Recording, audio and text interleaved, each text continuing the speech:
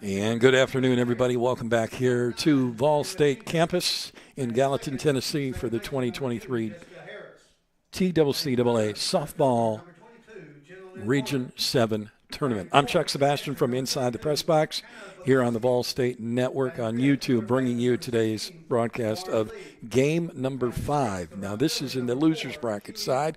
This is an elimination game between Cleveland State and Roane State. Let's tell you how they got here. Roane State won their game against Southwest Tennessee in the play-in game, won 7-5.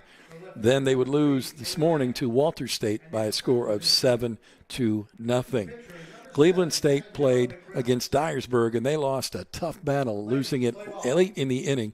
It was 4-3, Dyersburg on top, and Cleveland State drops into this game. Roane State got the flip on the coin. They are the home team for this game. Roane State will set up like this. In the outfield, it'll be Lamb and left, Morgan in center, Midget in right, Lee at third, Weeks at short, Harris at second, Crawley is back at first, Bogowski is behind the plate, and McReynolds will be pitching this game. And on the other side, for the Lady Cougars, it'll be Engel batting first, playing at short. Anamanuk in center field will bat second. Phillips, the DP, will bat third. Batting fourth is Sullivan. She'll play first base. Higgins at third will bat fifth. Fowler will be the second baseman, batting sixth. Starnes will be in right field, batting seventh. Lee will be the catcher, bats eighth. And Lexi Vogel will be in the ninth spot. She will play left field. They will pitch Hadley Burnett. So Burnett will be the pitcher for Cleveland when they take the field.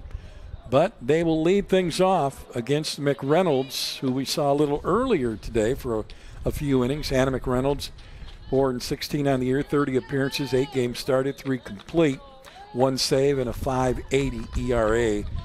Will take the circle here for this game. Again, elimination time. You win, you move on, you lose, and your season is finished. And you go into training and you wait until next fall to start playing a little fall ball before you get back to the 2024 season. Some of you, of course, will move on. Some of them will be back for their sophomore season, and there'll probably be some new faces. So we're just about ready to go here. Temperature's been in the high 70s, low 80s all day. Plenty of sunshine with a light wind blowing towards right field. And the first pitch of Game 5 is at 2:55 p.m. And it is a ball outside to Engel. Engel, Hope, will lead things off here, playing shortstop.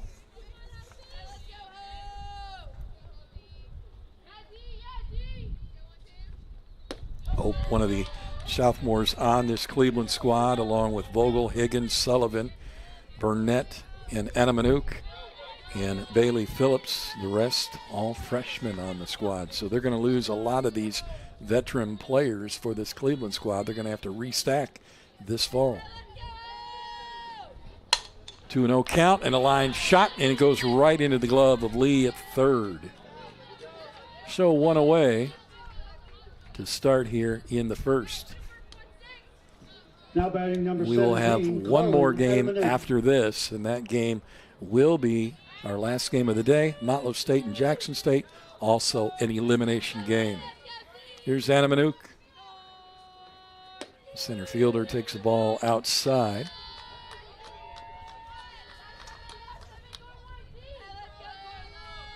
McReynolds checking the sign from the dugout. Off the handle again to Lee at third. Picks up, throws to first in time. So 2 on the assist there for Lee over at third base for Roane. Brings up Bailey Phillips, the DP. Now batting number 35, Bailey Phillips.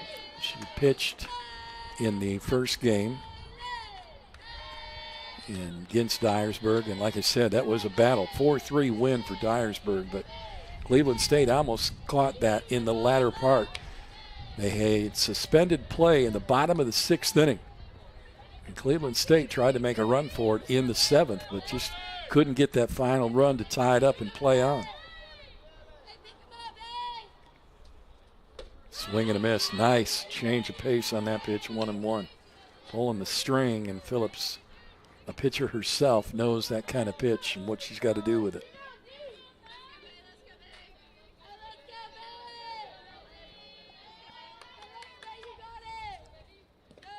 low. 2 balls and a strike.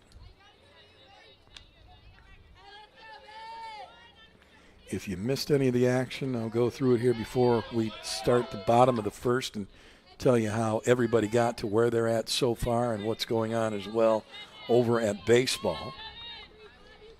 As the baseball tournament is underway across campus. And Bailey will take ball 3.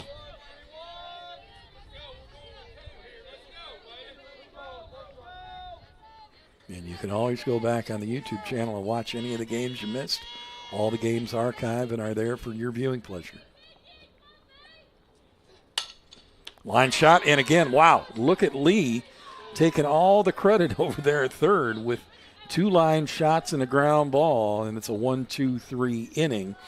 Before we go to the bottom of the inning, we'll let you know how everybody got here. Roane State winning their playing game on Sunday 7-5 over Southwest. Moving in to play Walter State today at 10 o'clock, lost 7-0, and that's why they're in this game in the loser's bracket. Cleveland State, like I said, lost a tough one to Dyersburg 4-3 yesterday, and now they are here in this elimination game. We'll go to the bottom of the first inning when we return right here on the VolState YouTube network.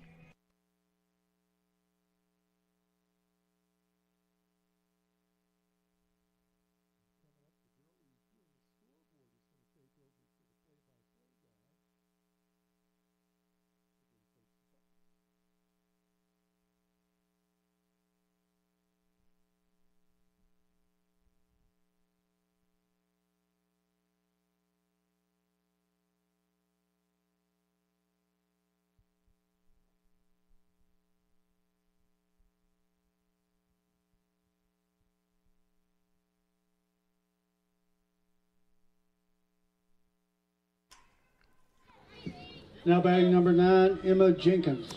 Emma Jenkins, the DP in this game for Roane State, and she will lead things off, followed by Harris, then Morgan, then Bogowski, Lee, Midget, Weeks, Crawley, and Lamb. And the first pitch is outside for a ball. Burnett is on the mound here, in the circle here for Cleveland State. 24 appearances, 21 starts, 15-7 on the year. And 19 complete games, 139 innings of work, 121 on the strikeout to just 52 walks. She did give up 29 home runs, though, so that is because she is a very hard-throwing right-hander. That 2-1 pitch is popped up foul, making the count. So she had a pretty good season, but she averages about 6 strikeouts per 7 innings. And 3-1 now to Jenkins. Roane State with a battle in their first game to hang on for a win to advance. Then they got the number 1 seed and couldn't find a way to get anybody past second base. Strike called, full count, 3-2. But of course, in the circle was the TCCAA Pitcher of the Year, Tori Kaufman, who just pretty much went right through the lineup. Had 10 strikeouts on the day. And another shutout for Kaufman as well. She also was the NJCAA Pitcher of the Week, I believe back in March is when she got that one.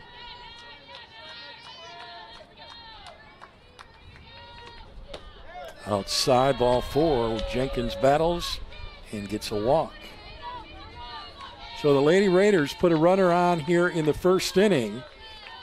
And I'm sure that Coach Jesse had a good little chat with the girls about making sure they get on base this game, getting around and scoring runs, because they couldn't score in that last game, whereas they plated 7 runs in their first game and really looked pretty good.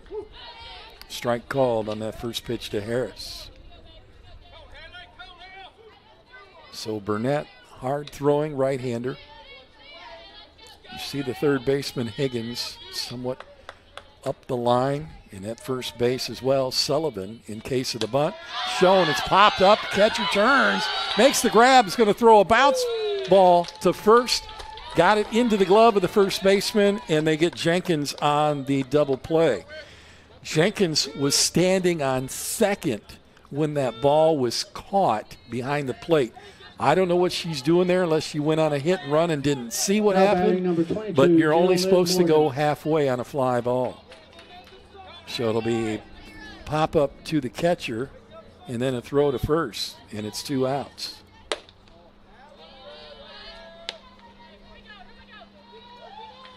Morgan to the plate. And the first pitch is just missing on the outside edge. 2 down here. Ball 2. So I'm sure the coach at first was, I don't know who made the mistake there. I don't know if it was the player or the coach, but somebody should have been yelling, get back, get back, get back. I said, when I looked up, she was standing at second when that catcher was making that throw to first. Even though it wasn't a great throw, it did get there on a skip and right into the glove of Sullivan, who just steps on the bag. 2-1 count.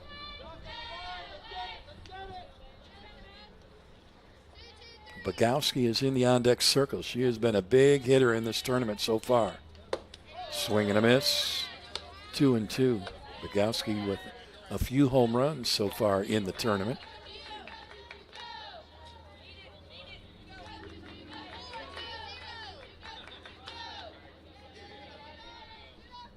And the 2-2 pitch.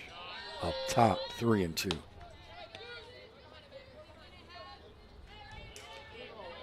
Motlow and Jackson State will be coming up here at 5:30 this evening. That'll be our last game of the night. And then we'll start it all over again tomorrow morning at 10. Pop straight up again, behind the plate, turning, making the grab for the out. So the catcher, Lee, makes a couple of great plays and assists on another. Ends up getting all 3 outs here for the Roane State team. They go down 1-2-3. So it's a 1-2-3 on both sides. We'll head to the second inning next right here on the VolState Network on YouTube.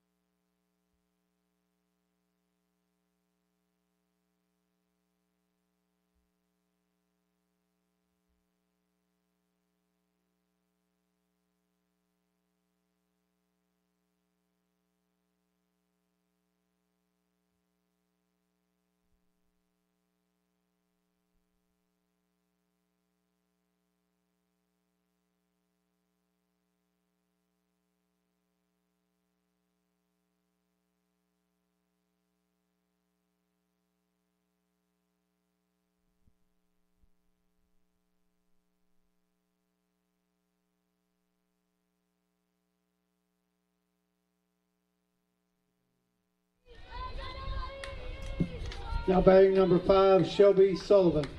Sullivan, Higgins, Fowler, Starnes, Lee, Vogel. The rest of the lineup here for Cleveland, the Lady Cougars. You're in the top of the second inning. No score yet in this elimination game. And the first pitch is on the corner, called strike. So McReynolds goes back to work.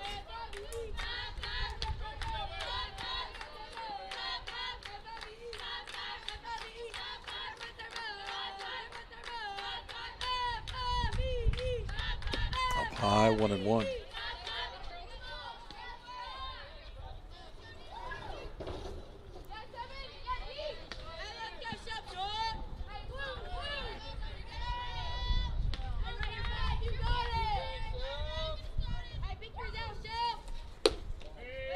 On the outside edge, 2-1.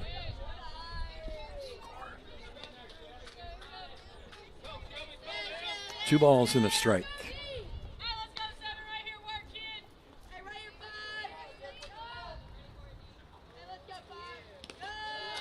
In the dirt, 3-1. I'm trying to get you a score here of the Roane State Walters State game across the complex in baseball. They will be playing late into the night.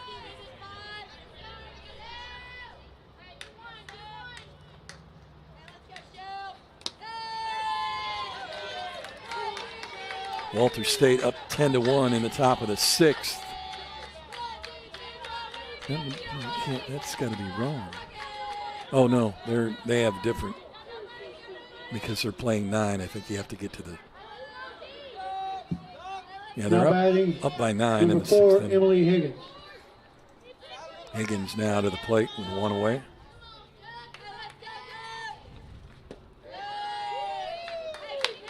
Down and inside, 1-0.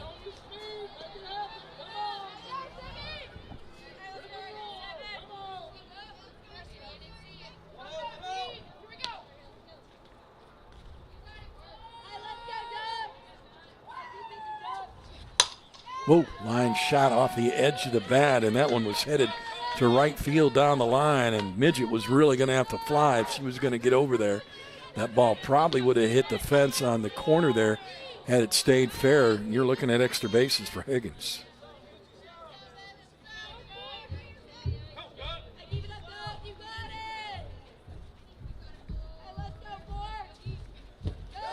Down low. Runner on first, nobody out.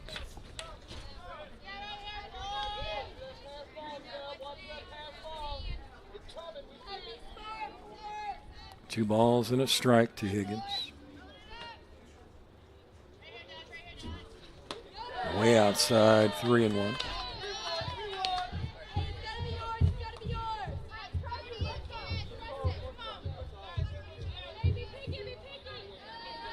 Thanks. 3-1 count to Higgins. She walked the first batter. Line shot right through the middle.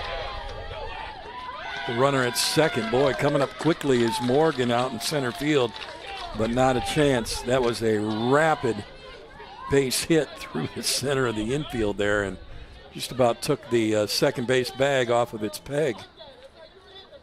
Fowler now to the plate. Now batting number 20, Kristen Fowler. Kristen with 2 runners aboard here. An opportunity for Cleveland to try to jump out early in this game.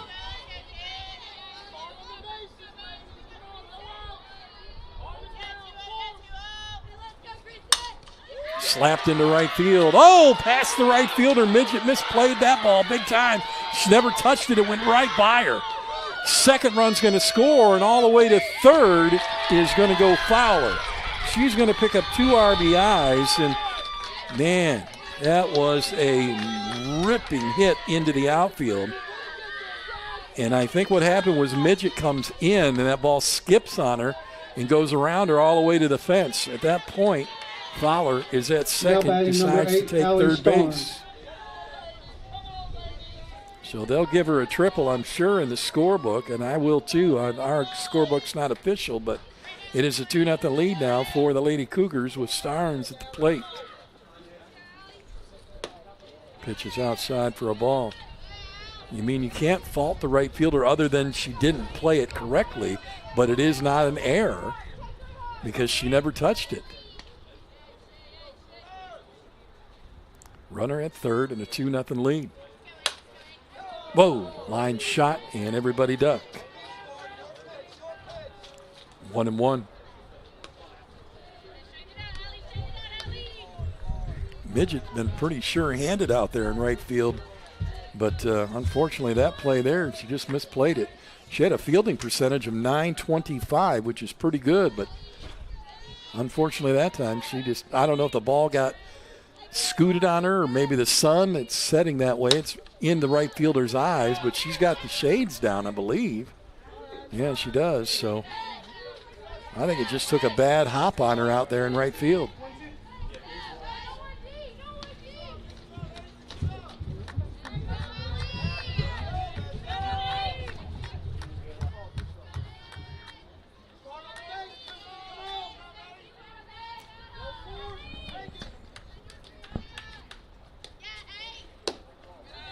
Two and two.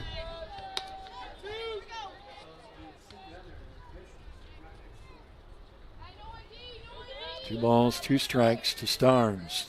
Lee, the third baseman in the on-deck circle, or the catcher in the on-deck circle. Forget there's two Lees, one at third for one team, catcher behind the plate. 3-2 now to Starnes. Cleveland got the early lead against Dyersburg and ended up losing that game 4-3. So can they break that spell of getting the early lead and losing it late? Ball 4. They keep things going. Runners on the corners. Nobody out. Bogowski comes out and lets the infield know how she wants to play this. 22, Whitney Lee. They'll probably try to jam in on the corners and try to get that runner going home if they can and try to cut down the lead run. Runner takes off from first. They fake the throw down to third. It goes, but Fowler not going anywhere. Starnes with a stolen base. So she called for the pitch out and tried to see if they could trick him. It didn't work.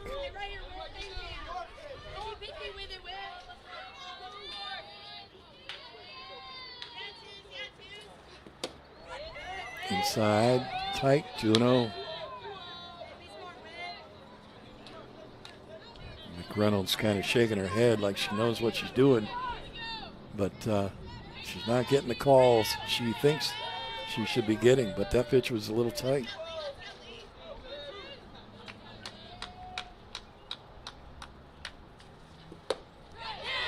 Chases one on the outside edge, swings and misses.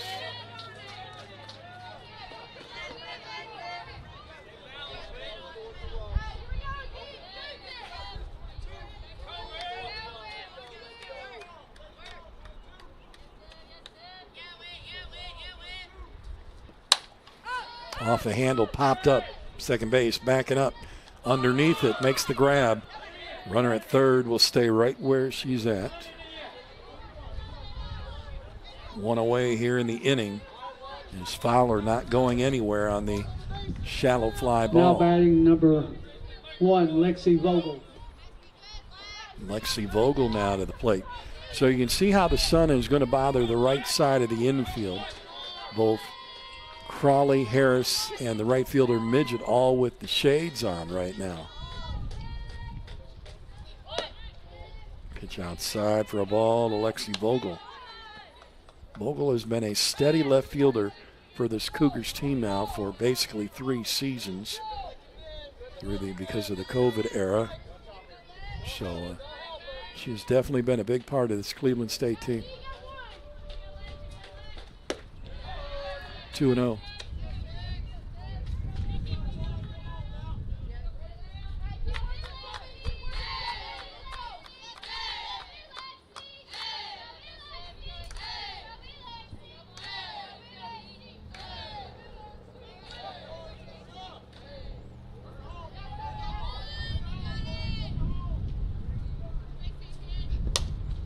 Off the handle in foul territory, and scooting over the foul territory line is Lee, the third baseman, who's been already in 4 plays now. She took care of the first inning all by herself. 2 line shots and a ground ball toss across to first. She gets the fly out here in foul territory for the second out. And now Hope Engel, who lined out to Lee her first time up, is back at the plate. Runners at second and third.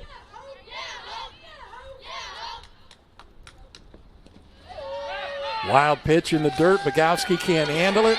Picks it up, flips it to the pitcher, and already across the plate and in the dugout was Fowler. It is now 3-0.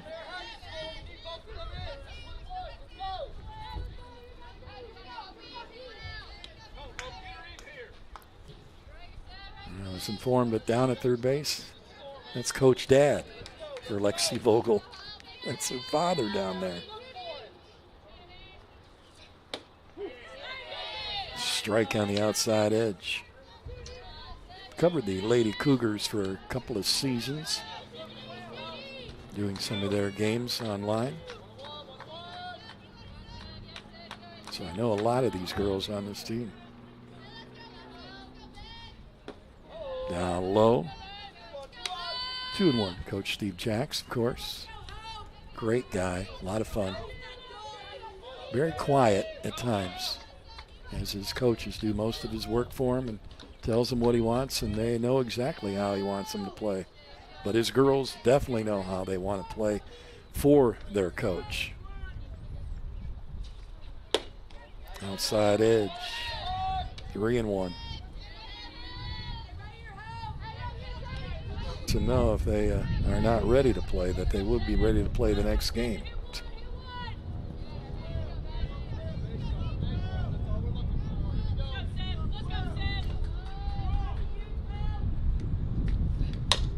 Grounded, fouled on the third base line. It was at a game at Cleveland State. They got hit pretty hard in game one. They didn't look like they were awake at all, and it was a really bad game for him. I remember he walked out to the outfield with the team after, in between the two games, and they were talking, and I remember him saying, if you'd rather go home and go back to bed, just let me know, because I would like to go to sleep myself.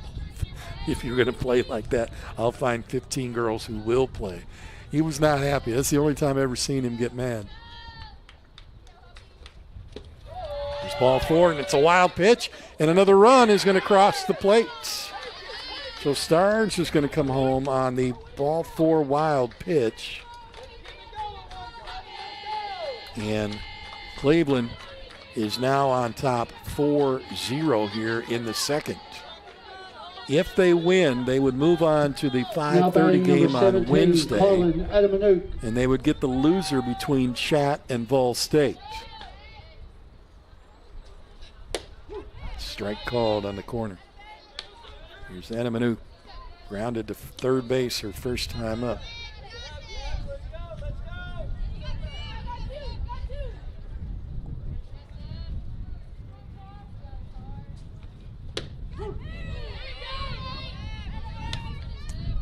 After tonight, we'll be down to 6 teams left out of the 10 that started on Sunday. 0-2 count to Adamanuk. Way outside.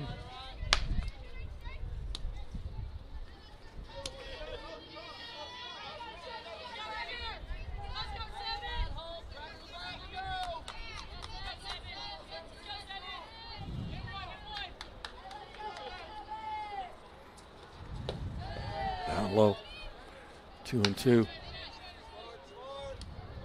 McReynolds trying to get out of this inning before any more damage is done.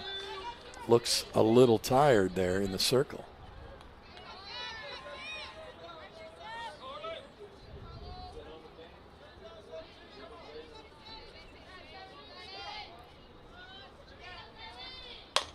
Grounded foul down the third base line.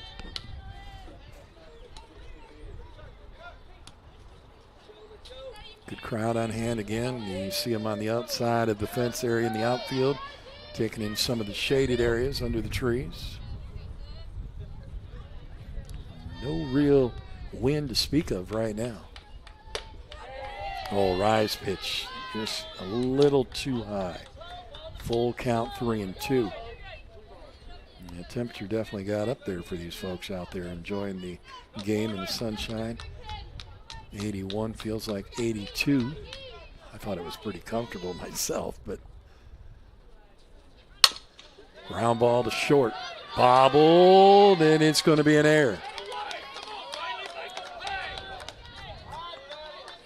So Weeks with the error at short allows the runner to move to second in Now Engel. batting number 35, Bailey Phillips. And now Bailey Phillips will be the 9th to come to the plate here in the top of the second inning. And Sullivan, who started with a walk this inning, is in the on-deck circle. And Bailey takes the ball outside. Like I said, Bailey Phillips with a big home run in yesterday's game and that loss to Dyersburg. But she's the one that got him back in close. Just couldn't help to get another run.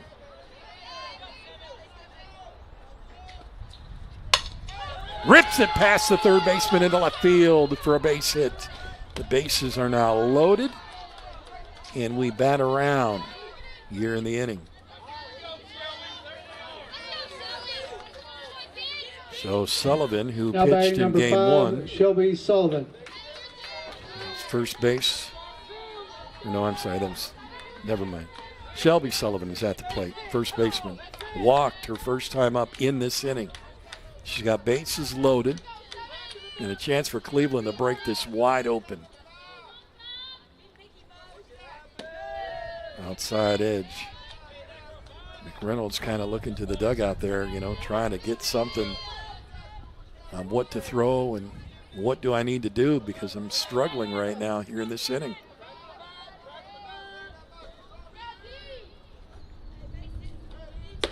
Rise pitch up too high. 2-0.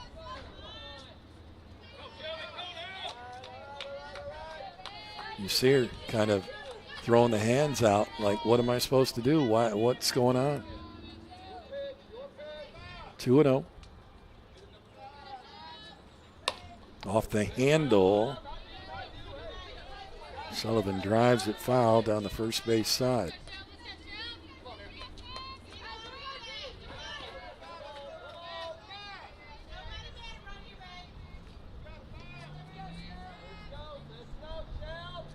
Balls and a strike to Shelby Sullivan.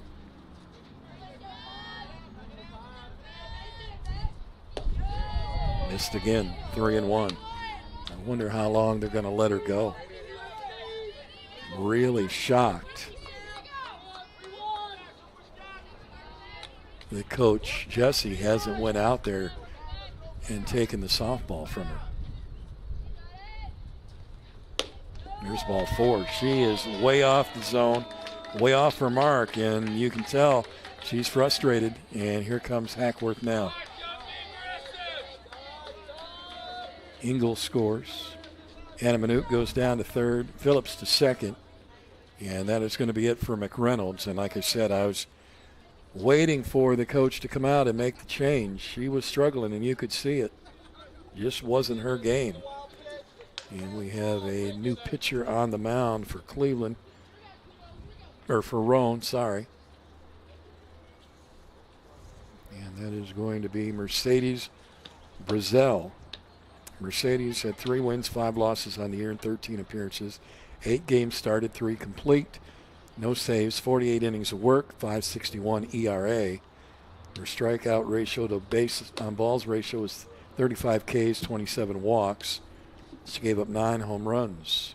And the opponent's batting average against her is Now in the circle for .326. Roane State, number 20, Mercedes Brazel. Brazel came in the game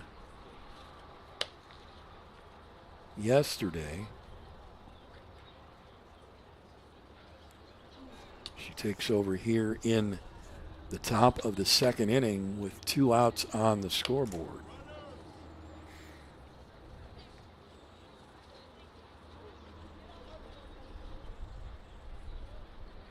So some last-minute instructions from one of the assistant coaches.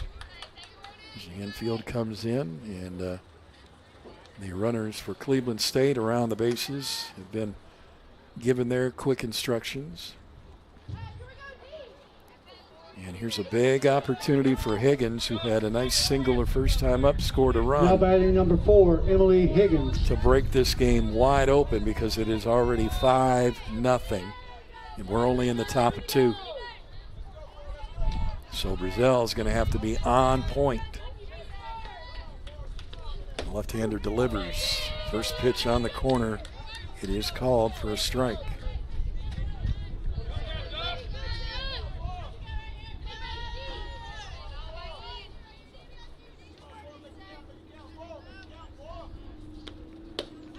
Chasing one up out of the zone. 0-2. Higgins got a little anxious and committed way too early on that pitch. 0-2 count. You hear the coach telling her, don't chase it.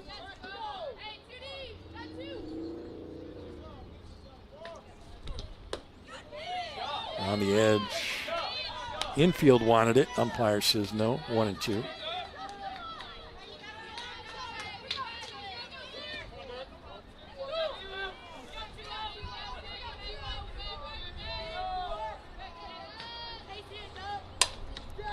Hit the high pitch right out to center field where Morgan is there to make the grab for the final and the third out of the inning. They pick up 5 runs, though, in the inning. They lead it 5-0 as we go to the bottom of the second here on VolState Network YouTube channel.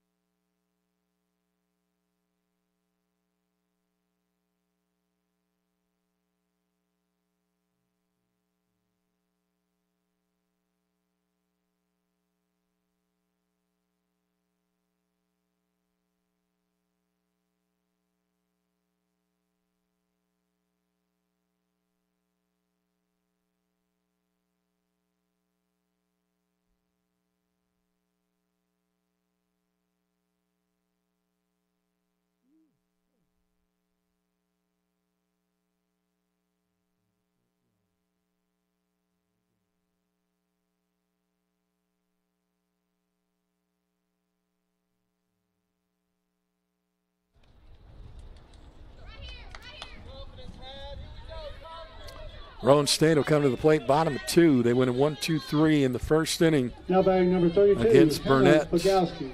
But Bogowski, big hitter here. She changed the game a couple of times. She's gotten a few home runs in this tournament already. Bogowski, Lee, and Midget here in the bottom of 2. But they are down early, 5-0. So now they'll have to play catch-up. First pitch is up and away for a ball. Second pitch is down and in for ball 2. Went 7 innings with Walter State. Did not score. Lost 7-0.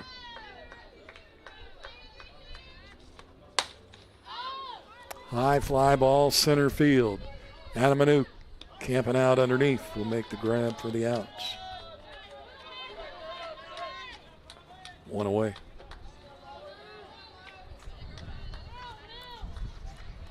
Now batting number 16, Lauren Lee. Brings up Lauren Lee.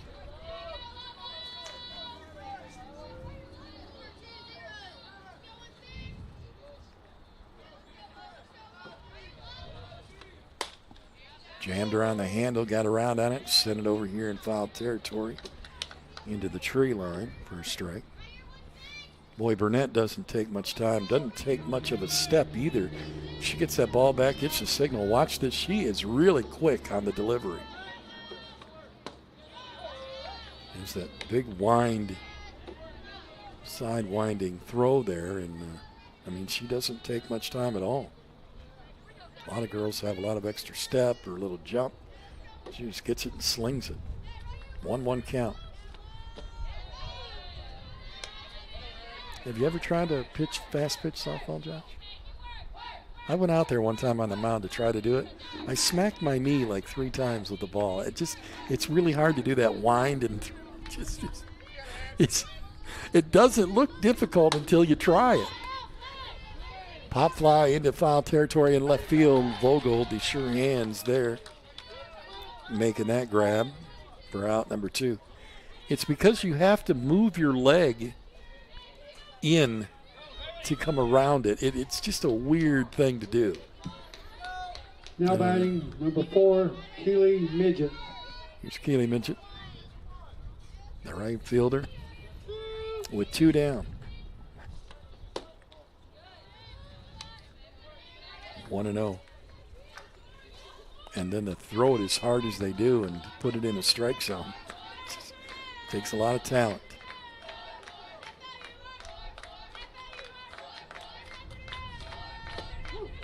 Strike call, 1-1.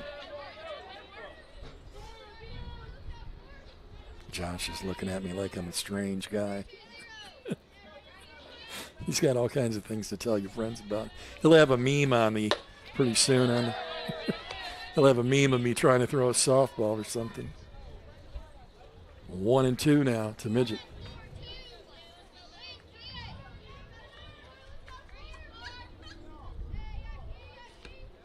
Outside, 2-2.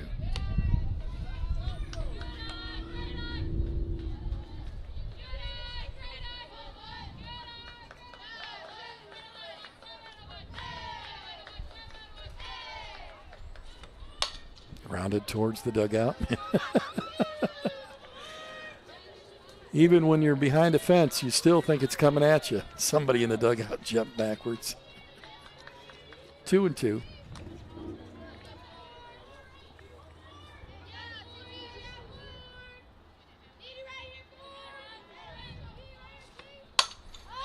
The ball's into left field. Bogle in there again, comes in a couple of steps, and it's again a 1-2-3 inning for Roane State. That is 9 innings now where they have not been able to play to run. We'll come back. We're going to go to the top of the 3rd inning when we return right here on the VolState YouTube network.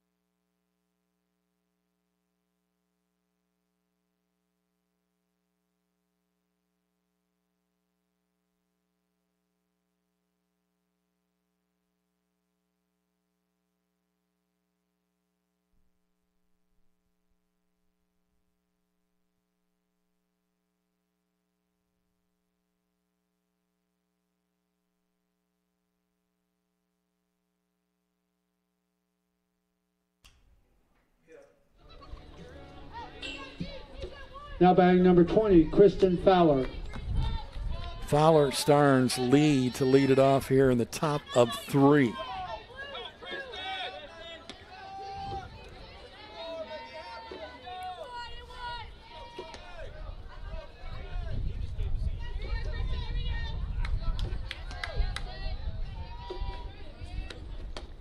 And the first pitch is outside for a ball.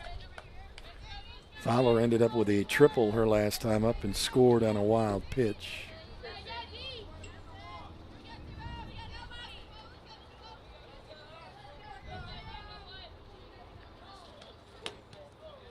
Backs her off of the plate, 2-0. Brazell took over in the 2nd inning with 2 outs.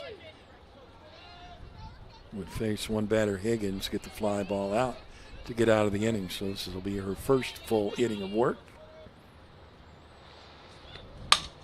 Line shot into left field for a base hit. Fowler 2 for 2 today.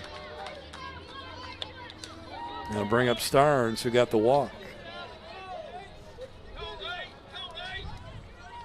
Motlow State, now Jackson batting number State. 8, Allie Starnes. Last game of the night coming up in a little less than 2 hours.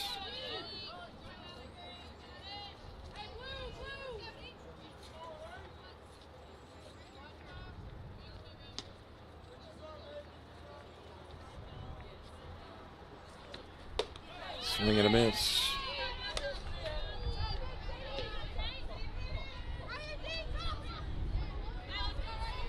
Five runs in the top of the 2nd inning. For Cleveland. Laying down a perfect bunt. Safe at first and down to 3rd goes Kristen Fowler. That was a perfectly timed and placed bunt. The infield is back. They're unaware of what she's going to do. She gets a high pitch, pushes it right down, spins it in front of the plate. They had only one place to go. That was the first, and no way they were going to get her. Starnes with some really good wheels. So now it's 1st and 3rd for Lee. Popped up to shallow right fielder first time up. The second baseman Harris able to back up and pull it in. On the first pitch, runner goes. That one's popped up on top of the press box for a strike. So Starnes wasn't even going to wait. She already has 1 stolen base. She was trying to get a second one here, and they really played that well.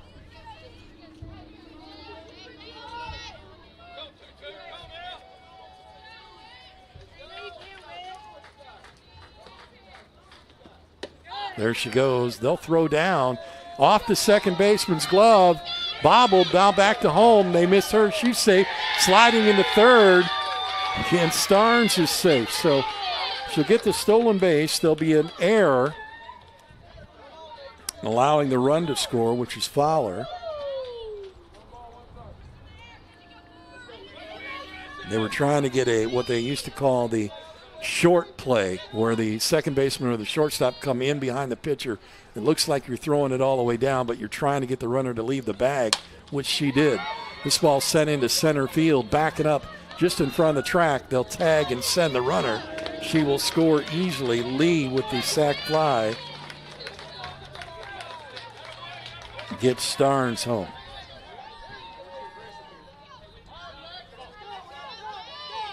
First out of the inning. Now batting, number 1, Lexi Vogel. It is now 7-0. And it's kind of been the magic number all so far in these first few days of this tournament. 7 runs usually gets you a win. In some of the games, it gets you the shortened game. Roane State now has given up 14 runs in 10 innings. And they have not plated a run themselves in those 14 innings.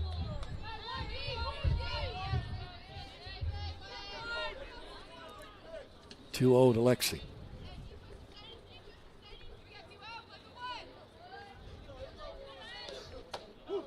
Here's a strike.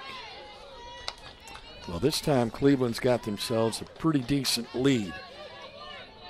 Now they've just got to hold on to it, and if they can plate one more, they'll feel a whole lot better because they could make this a short game. Pushing on slap bunt to third to Lee again. Man, she has really had that third base corner down pat today. Now batting number 12, Hope Engel. And it's her 5th play. Either she's taken it herself or in on the assist and putouts. Here's Hope Engel with 2 down. Hope with the walk and a line out to third.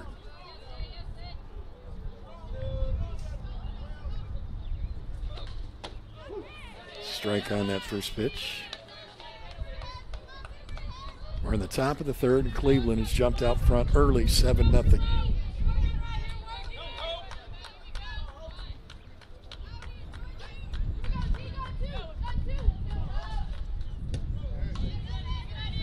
One and one. That is the wind that you're hearing in the microphone, not a thunder or anything like that. We've been very lucky today. It has been a very nice sunny day all day long. Oh, really good pitch. 1-2, right there on the edge. I'm surprised that Hope didn't send that ball out of here.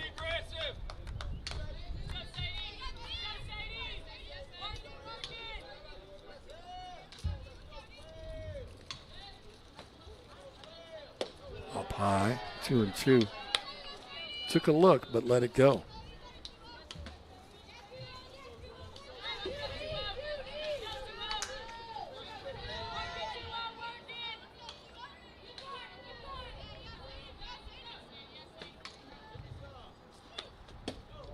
Tried to get the corner again, missed it. Full count to Hope Engel. Anna Manouk in the on-deck circle if Hope can get on.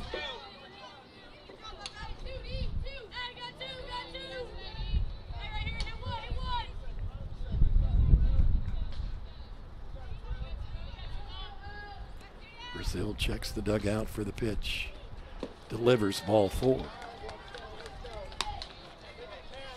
Gonna bring up Anna Manouk. Ground ball to third.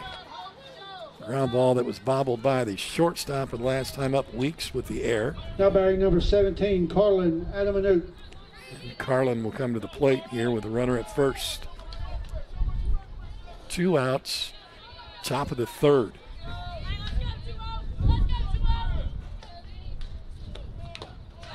Foul tipped. Engel come off the bag there at first. I thought she was going to go, but she does not.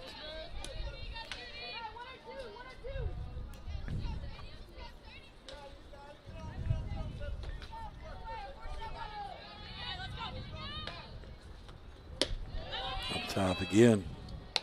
1-1.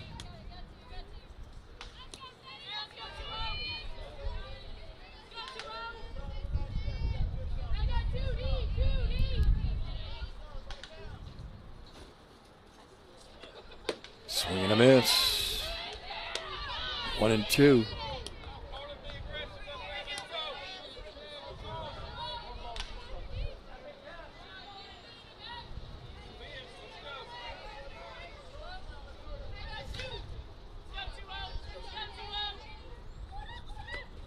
Way outside. 2-2. She was trying to get Anna Manuk to chase another pitch away from the strike zone.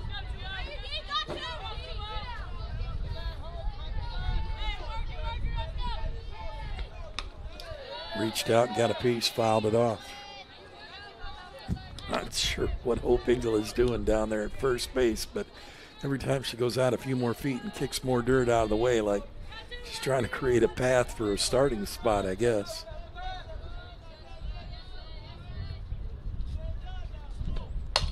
Oh, off the handle, pulled it hard down the line, and it goes foul, being chased by Lamb out to the track. Green Jays back over there in left field in the batting cages that are set up for warming up for their game coming up at 5:30.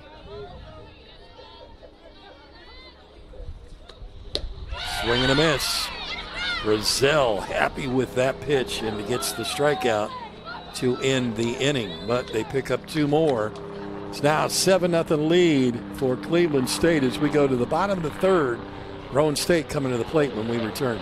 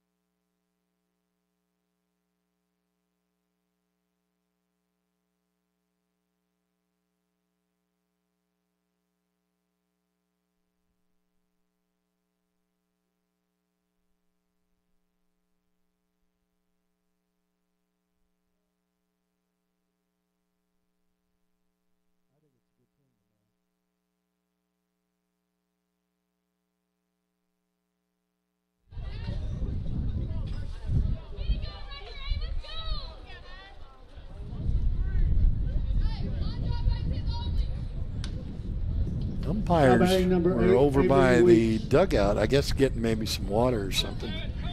Everybody was kind of looking around going, okay, where are you guys at? Home plate umpire comes back in behind the plate. Avery Weeks is going to start things off here in the bottom of the third for Roane State, followed by Crawley and then Lamb. They find themselves down 7-0 right now here in this elimination game. Ball one. Taken from Burnett.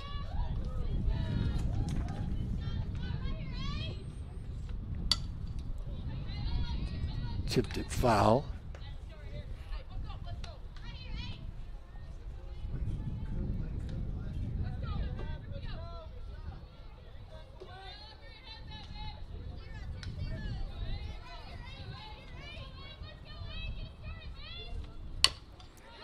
Bouncing to third. Slow roller picked up, fire over to first for the out. Higgins with the grab there over at third. One away. Now batting number 6, Aaliyah Crawley. Cleveland and Roane played back in March. Cleveland won all 4 games, 8-0, 5-2, 8-3, and 10-2. So Roane 0-4 against this squad, but they were 1-3 against Southwest and won that game. Strike call to Crawley.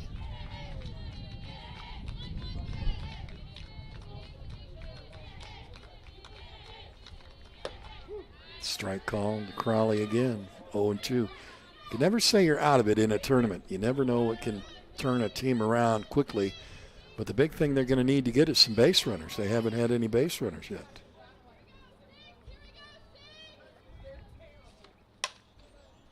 Trying to chip one into right field and fouls it off. They started the game with a walk with Jenkins, but she was doubled off on a pop-up to the catcher. She was down at second, and they threw down to first to double her off the bag. That has been their only base runner here in the first 2.5.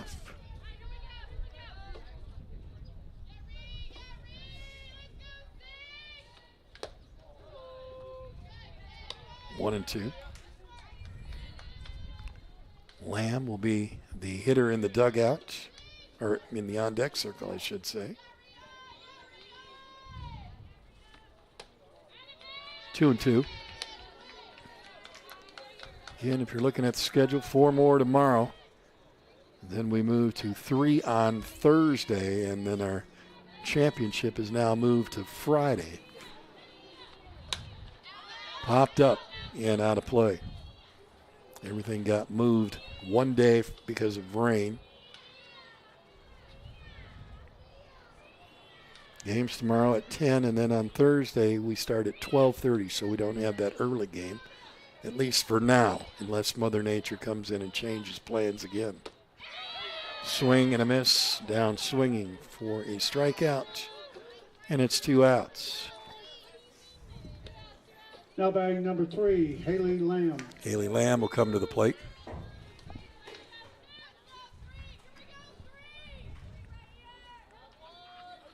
From the left side for Haley.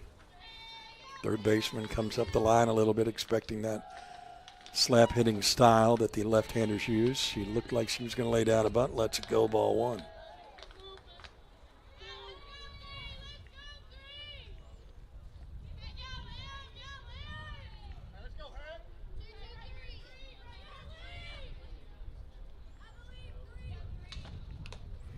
Tried to get that piece, fouls it off.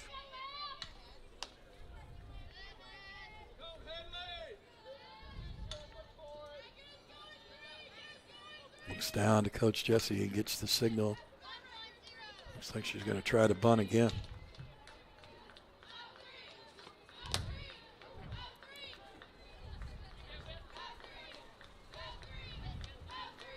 Foul ball off the catcher's mask.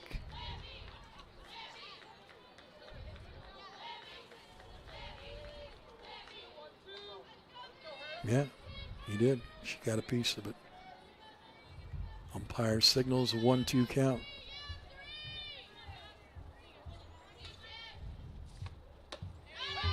Took a swing or kind of a chop at it, missed it, strikes out. That'll be the 3rd out of the inning. They've went down 1-2-3, 3 innings in a row. We'll come back. We're going to the top of the 4th. Cleveland on top, 7-0 here on the VolState YouTube network.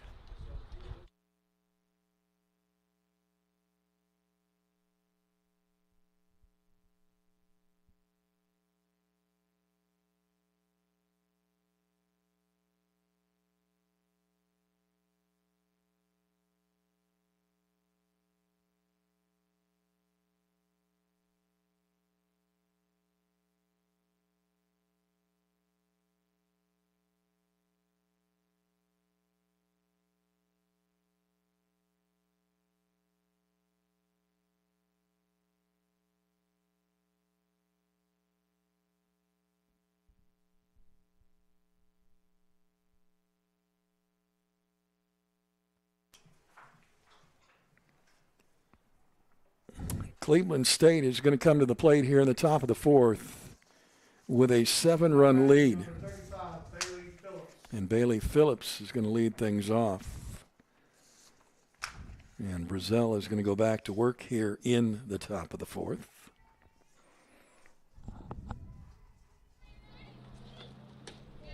First pitch is outside for a ball.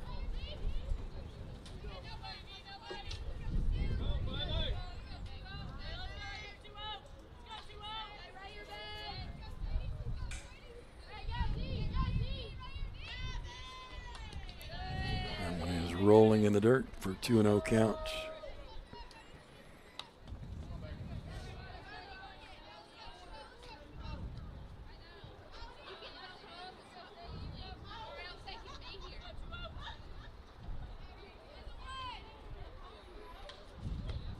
Swing and a miss. Oh, fooled her on that one. Walters State beats Roane State in baseball. Final in 5 innings, 11-1. They will face Dyersburg tomorrow.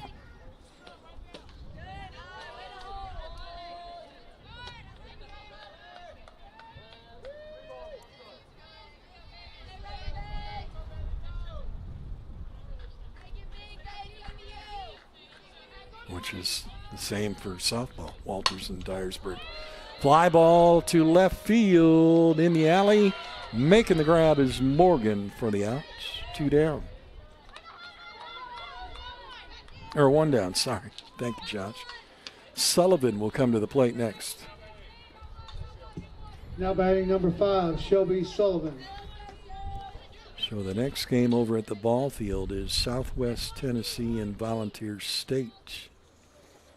They'll play their last game starting at 7:30 tonight.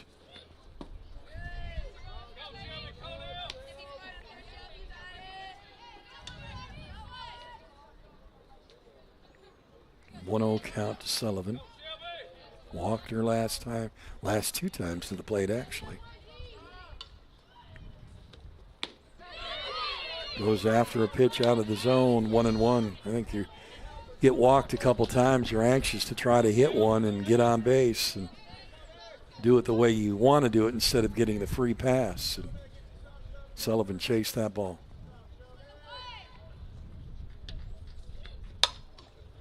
Slices that one off the end of the bat, foul. Good chase down by Lamb, but had to stop because the fence was there. Ball and 2 strikes now. Umpire's going to come out and dust off that dish. Gives the new ball to the pitcher and checks the one that might have hit the fence. Figures it's okay, puts it back in the ball bag.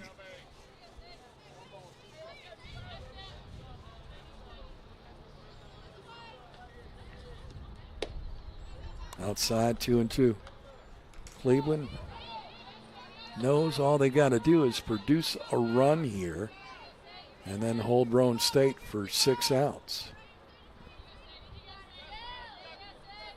Roane, the home team, will get the bat in the 5th.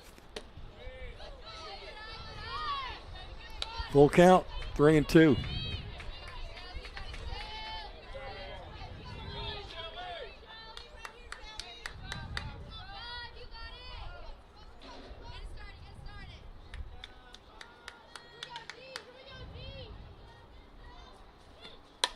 Fouled off again, out of play.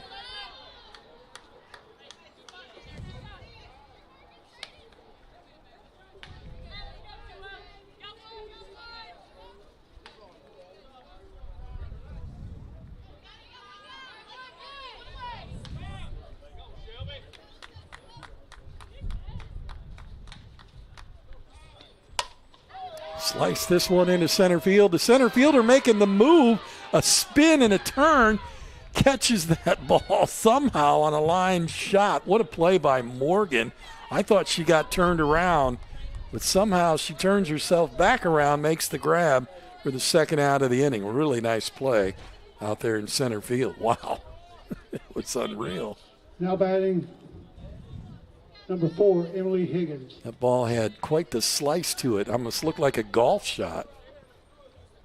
Not one of mine, of course. It would have been over there on the foul territory side. That had a wicked slice. 1-0 to Higgins.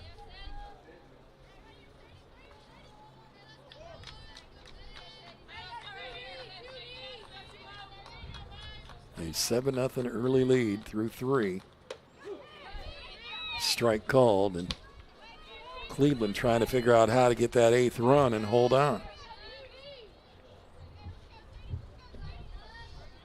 The longer you leave a team close, the harder it is to pull off the win.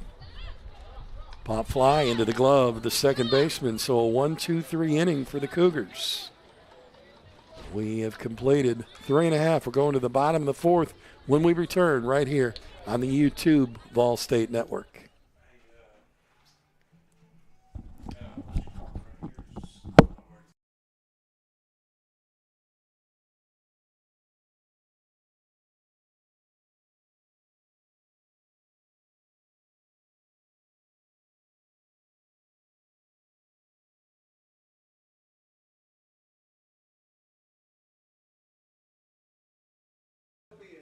That's right, it's a 7:30 game tonight. Okay. So we're just gonna take it in? Yeah, Jackson's out though. Yeah. We'll just say they can give it to the kid tonight. Okay.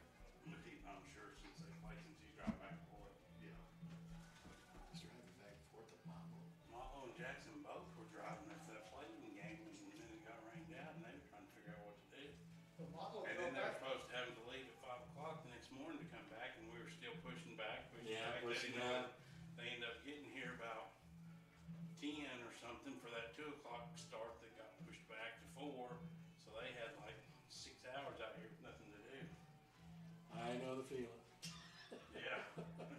Yeah. I was like, oh, I'm up. That's used to, yeah. Yeah, what are you going to do? Go back to the hotel and go to sleep? No. Now batting number 9, Emma Jenkins. Roane State looking to get something going here. Bottom of the fourth. They don't have a lot of time. Still in this game, down 7-0. You want to keep away from that 8-run rule. You need to put something on the plate. Jenkins, Harris, Morgan to lead it off here in the fourth. They've went 1-2-3 in the first 3 innings. High fly ball. Left side of the infield coming over is the shortstop, Engel. She will catch that ball in foul territory, and that is out number 1. Now batting number 2, Jessica Harris. Here's Harris. It's 10 innings right now for Roane State, still without a run. After winning their first game 7-5. And they held on for that win. Southwest tried to get him in the 7th inning again.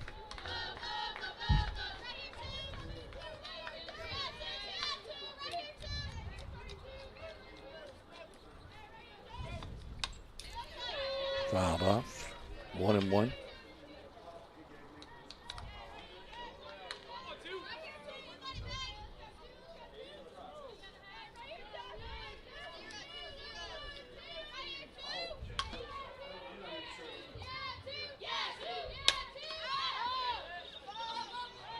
Popped up again. Engel backing up. Makes the grab, 2 outs.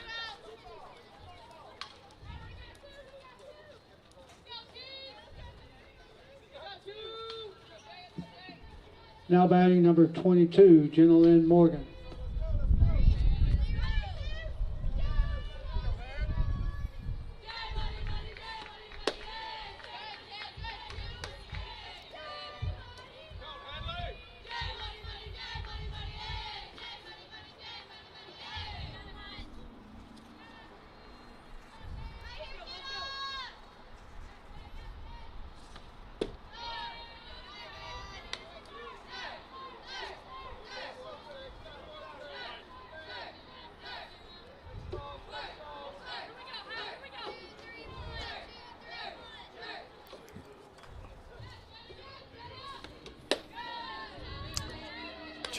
Three balls, no strikes to Morgan.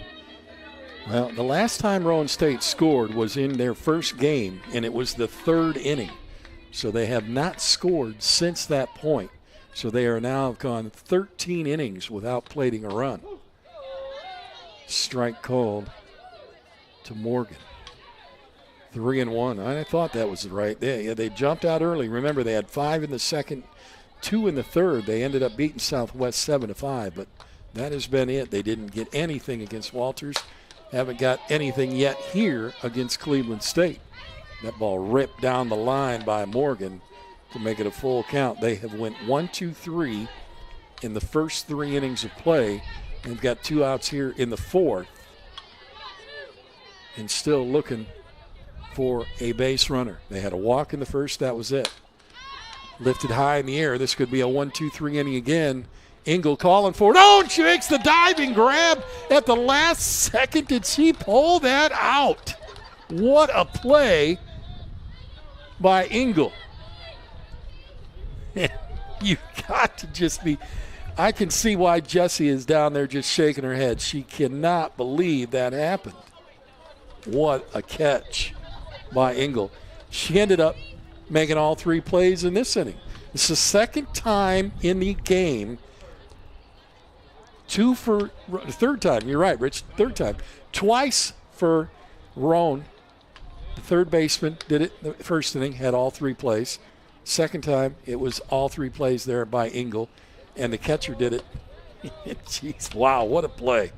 We'll come back. We've got the top of the inning coming up, top of the fifth next right here. You're watching the TCCAA Region 7 softball tournament on the YouTube VolState Network.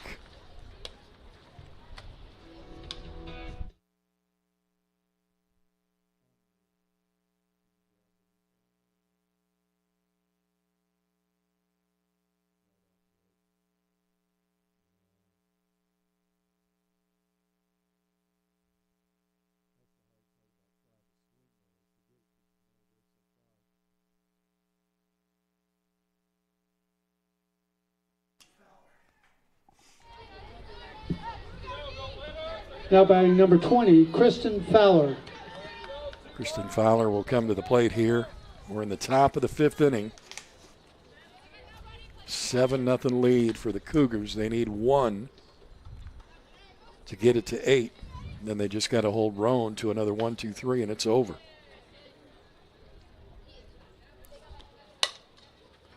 Slapped at, bobbled, picked up, grabbed. Boy, she made a heck of an attempt there. Went down to her knees, but unfortunately couldn't handle the skip. Harris.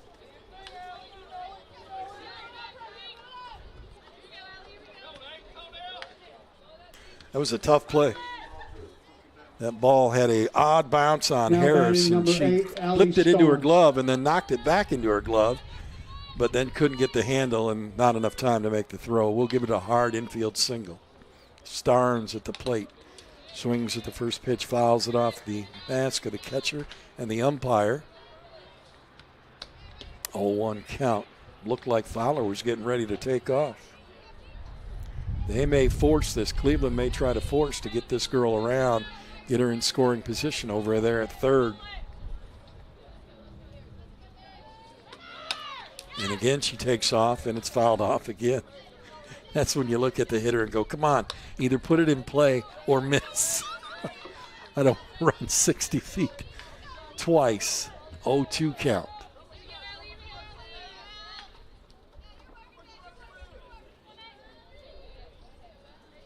Starnes laid down that perfect bunt last time. Don't think she'll be trying it here, but 1-2 count. She has scored twice. She's got 2 stolen bases. Fowler now with 3 for 3 today. Couple RBIs, 2 runs scored. Bottom of the order's done very well. She goes again. Well, she's going to get her practice in, that's for sure. 1-2.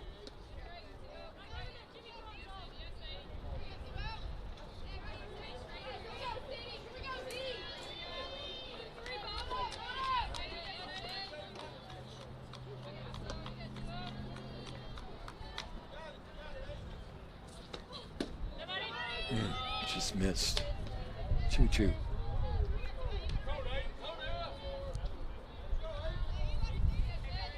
Kristen Fowler checks over at the third base coach to get the sign of what he wants her to do. I have a feeling you're going to see her leave the bag again. Nope, didn't send her. 3-2. Well, now you can. Might as well send her because it's either ball 4 or a strike, one or the other. But you might as well go open the bag up just in case. There she goes. Off the handle, foul ball again. It's exactly when you're moving the runner. keep that bag open so there is no double play chance or opportunity. And apparently the umpire out there in the middle of the infield was in the way of Morgan, and she come up to him and asked him to move over so she could see the batter. And now he starts to creep back into her view again. There's ball 4. They have a certain spot they like to be to make the call and stuff, but the center fielder was kind enough to say, hey, can you please move out of my way? Number 22, Whitney Lee. He's out of her way now because he moves over to third with the runner at second. Whitney Lee, 2 flyouts today. Comes to the plate, nobody out, 2 runners aboard. That pitch is down low for ball 1. As we mentioned, they need 1 run to get the 8-run lead. Roane State, though, will get an opportunity in the bottom of the 5th to bat. They'll have 3 outs to work with. If they do not score and Cleveland does get the run, the game will be over by the run rule. Strike called. 1-1.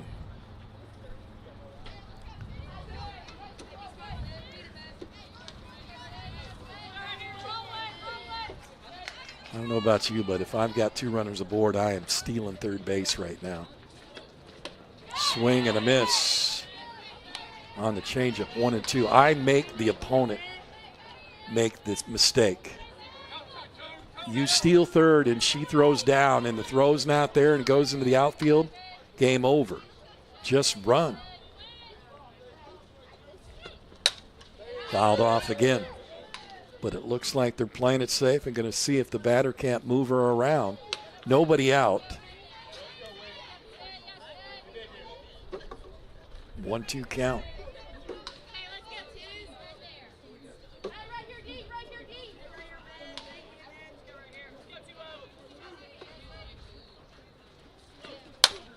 Grounded to short.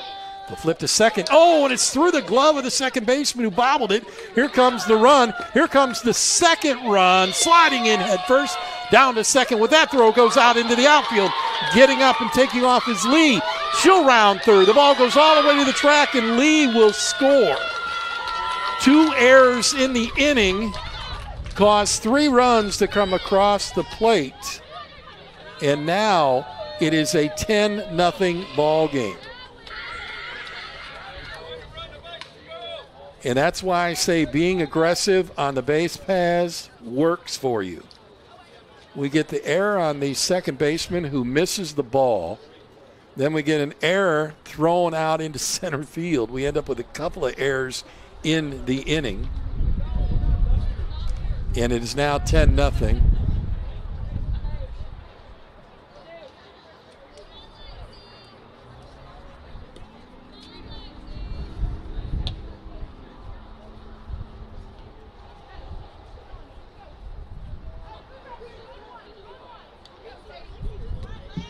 Now batting number 1, Lexi Vogel.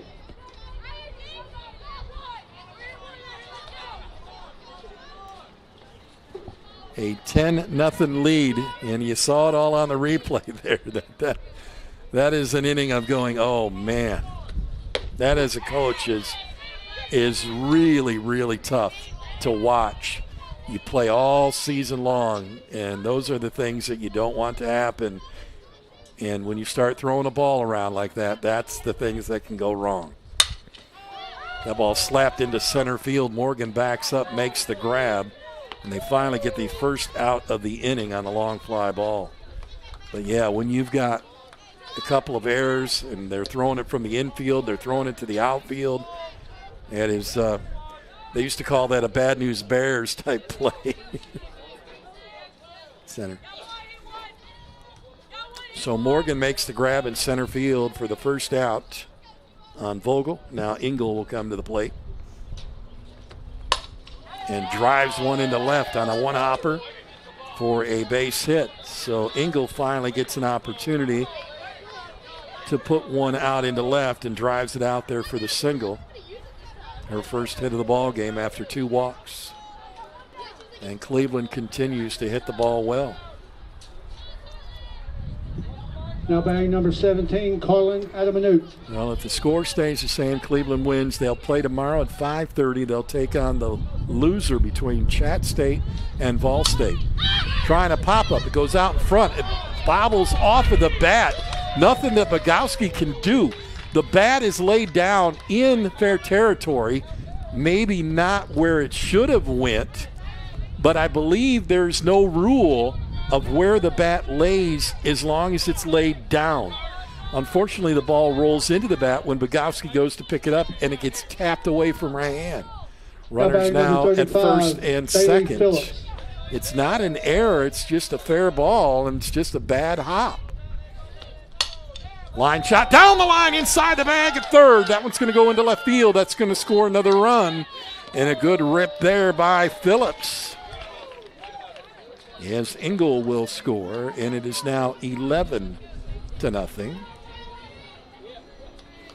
Adamanute goes down to second.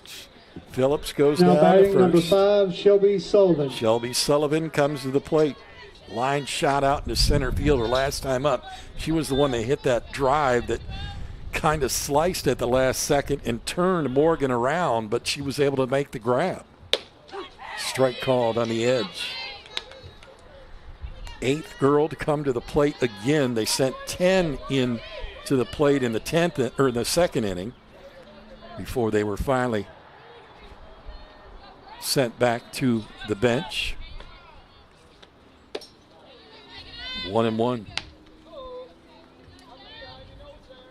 You knew Cleveland was going to be ready for this game after losing that game to Dyersburg yesterday afternoon, and that continuation from Sunday in a game they thought for sure they had it.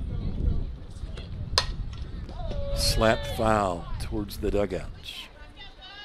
1-2. Had the lead in that game until Dyersburg came back and pulled it out. The 2-run homer was the difference that made that game.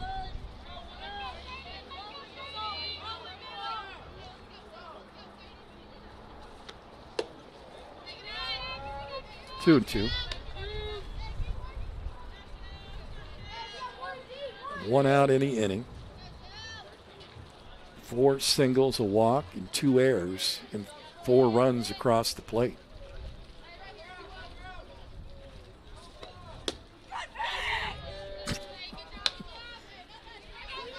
Somebody thought that was a good pitch, but I'm pretty sure that they was just screaming because they're angry. There's no way that was a good pitch. Sorry. Full count, 3-2.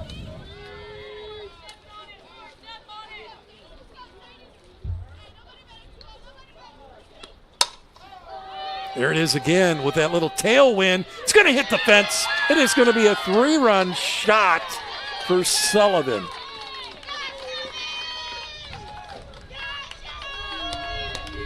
Three more runs across the plate. Sullivan with the big 3-run shot. They have now plated 7 runs in the inning. It is now 14-0.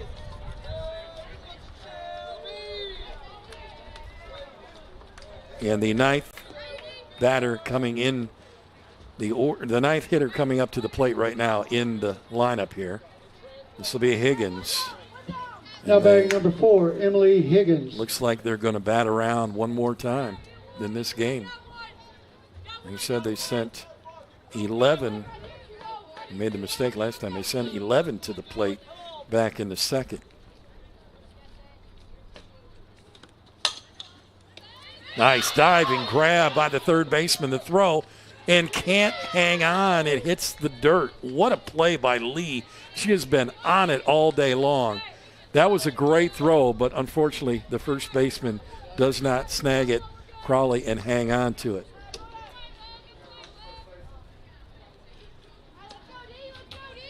So another error in the now inning. Batting number 20, Kristen Fowler. Kristen Fowler steps back to the plate again here in the 5th. Had a single to start the inning.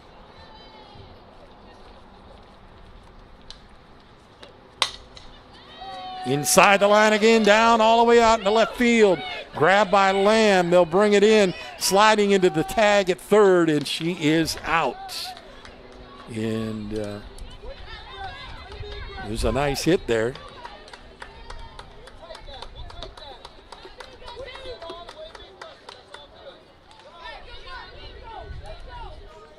So Higgins is going to be out at third for the second out. Now batting number 8, Allie Storm. It'll be a single in the extra base for Fowler because the throw came to third base.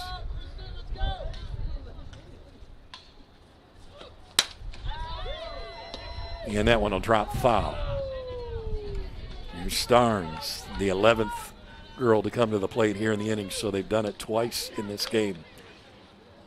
5 in the second, 2 in the third, and the big inning here, 7. And right now they lead at 14-0. And Roane State will have 3 outs to work with to try to plate a lot of runs.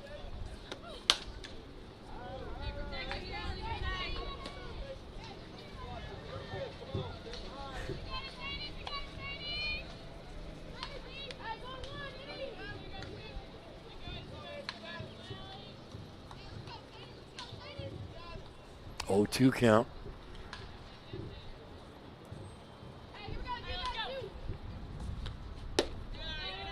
Just on the edge, missed it.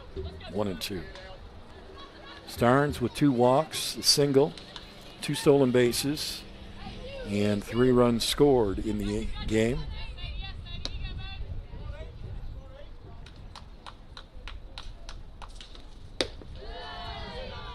Two and two.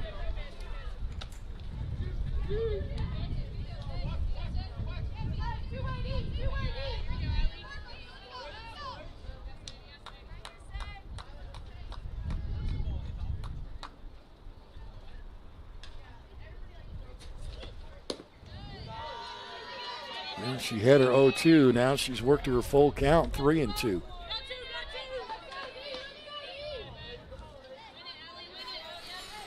Two down, runner at second.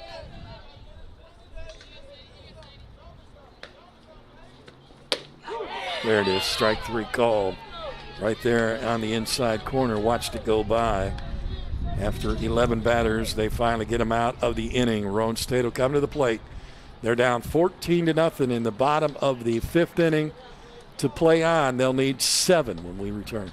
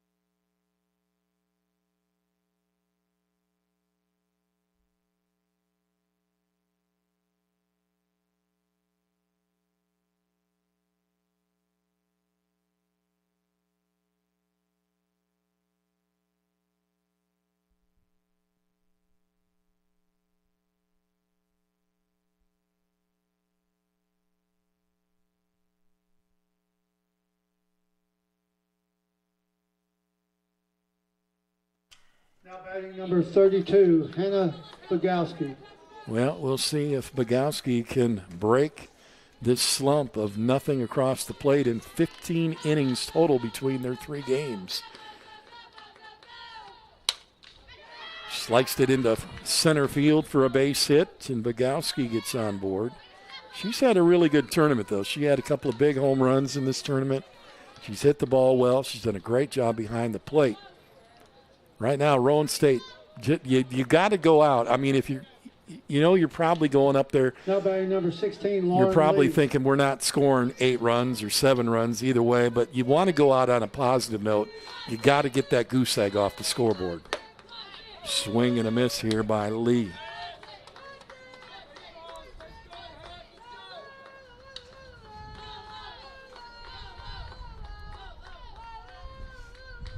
Not saying it can't be done. I mean, Cleveland scored 7 in the last inning, but there was more than a few errors to help in that, plus the big 3-run homer. 1 ball, 1 strike to Lee.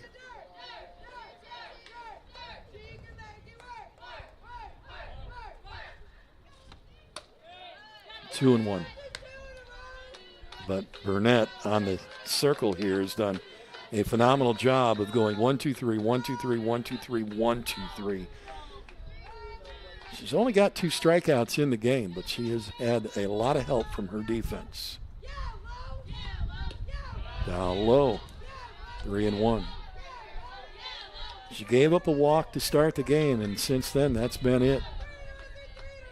Flyouts, strikeouts, balls going in foul territory, being caught.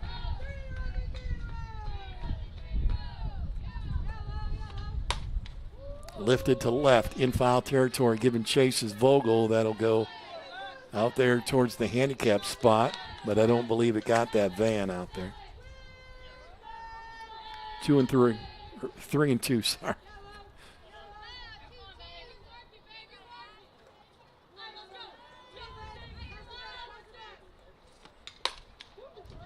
Off of the dugout.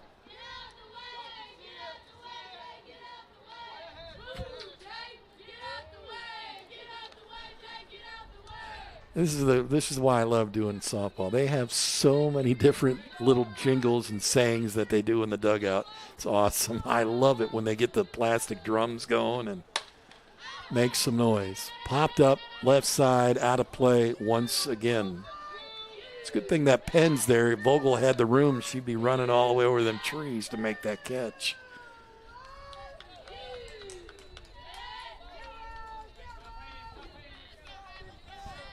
There's not a ton of room here at this park. On the corners, there is a little more than most, but this one into left field, but Vogel is right there to make the grab for the out. I've been to a few parks in my days of doing this where the foul territory is just huge. I mean, it looks like it's a diamond inside a diamond. Now batting number 4, Keely Midget. Keely Midget. She flew out to Lexi Vogel back in the 2nd inning. This is only her 2nd time to the plate in this game. As I mentioned, they go down 1-2-3, 4 innings straight.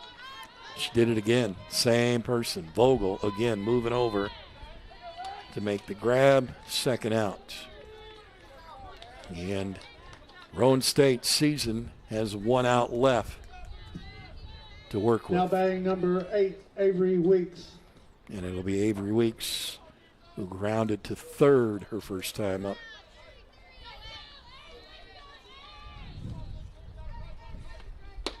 Takes that first rise pitch up. Ball 1.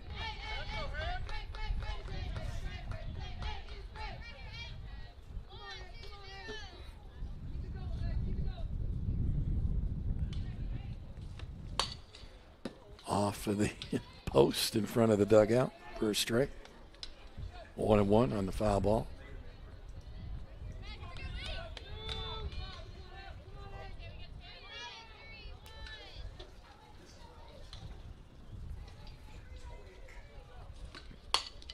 And again, grounded. This time Jesse gets out of the way. 1 ball, 2 strikes. Are they down to their last strike?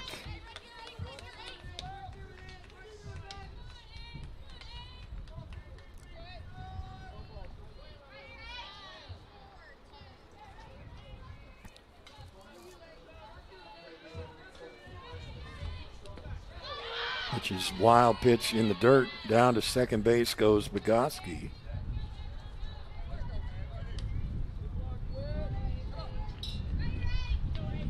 Two and 2.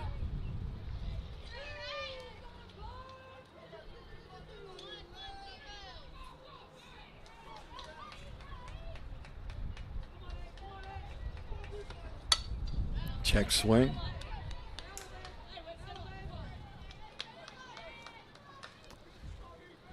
This is interesting. The Cleveland State catcher, Lee, is calling. No, I guess she is looking to the dugout. But she got shook off last time by Burnett, and Just wondered if she was calling the game or not, but I saw her that time look for the catcher. Ground ball to short should be the game, and it is. And that is a final, folks. And winning this one by a score of 14-0 is Cleveland State over Roane. And that will move Roane to the bus for about a 2-hour drive home, and Cleveland State will move over to play tomorrow night at 5:30. They will get the loser of the Volunteer State Chattanooga game. So our final is 14 runs and 8 hits, no errors for Cleveland State. No runs, 1 hit, 5 errors for Roane State unofficially. So we thank Roane State for coming to the tournament and participating. And to the Roane State fans, thank you for watching the broadcast today. And again, that's our final. Coming up, we got one more to go. Jackson State, Motlow State coming up in about an hour right here on the VolState YouTube network. I'm Chuck Sebastian. We'll see you back here in 50 minutes.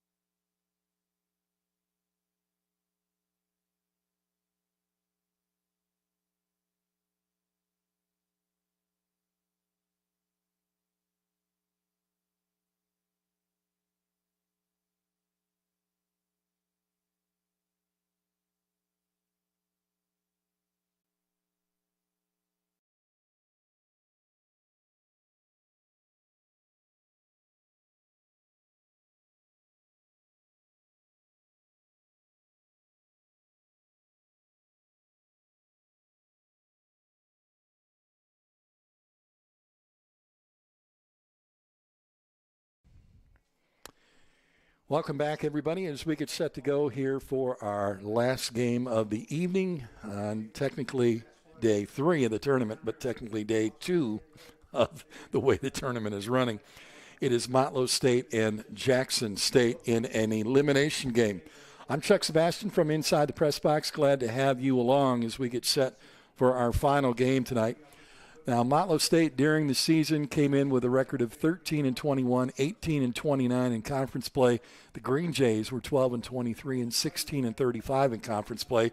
They did face each other 4 times this year. They were all pretty close games, but Jackson State came out on top in that 4-game series, 3-2-1. Let's take a look back how they got here. Jackson State won their playing game on Sunday against Columbia State 9-0. That was a shortened game because of the run rule. Then they would face Chattanooga State this afternoon at 12:30, and that was a shortened game because of the run rule in Chattanooga State's favor. They won that game 9-1, so that's why they're here in this loser's bracket elimination game. Motlow State, they came in to play Volunteer State, and that game was a 12-2 win for Volunteer State, a big win the other night. And, of course, that's why Motlow State is down here in the bottom as well. So the winner will move on to play Wednesday at 3 o'clock. They will take on the loser of the Dyersburg-Walters State game. So let's now take a look at the starting lineup for Motlow State. They will be the visiting team. The lineup, it looks like this. Lund will be in center field and bat first. Beard will bat second and be at shortstop. Doherty will be at third and bat third. Helmlich will be the DP today, batting fourth. Garner will bat fifth in the first base spot. Anderson is in the sixth spot, batting in sixth spot, playing right field. McAnally will be behind the plate, bats seventh. Foster, second base, bats eighth. And Clay, the left fielder, will bat in the ninth spot. Mary Bradley will be the pitcher for Motlow State. And pretty much the same for Jackson State, just a couple of changes. Defensively, Warren will be in left, Youngren in center, Haggard in right. Nichols, Hendricks, Montgomery, Helms around the base paths. Davis in the on the circle. Ramsey will be behind the plate as we get ready for this game. So thanks for tuning in, and we're just about set to go. Temperature today has been very comfortable in the 70s throughout the day, plenty of sunshine, and finally things drying up here at the ball field. And most of the water that was standing in the outfield is pretty much gone now. There's still a puddle or two in center and in right, but most of it has dried up, and we're looking for this to continue, hopefully, for the rest of the tournament. Don't forget, tomorrow we start again bright and early at 10 a.m. Our first game should be a really good game. Walters State will take on Dyersburg State. The 12:30 game will see the home team, Volunteer State, taking on Chat State. And then the afternoon games, again, will be elimination games. Those will be played at 3 and 5:30. We know that Cleveland State is waiting an opponent, and now one of these two will wait an opponent in the 3 o'clock game. So that is where we're at as we get set to go. Davis back in the circle again for the second time today. Now batting number 8, Jordan Lund. And Jordan Lund will lead things off here for the Lady Bucks. Shows bunt, pulls back, ball 1. First pitch, 5:20.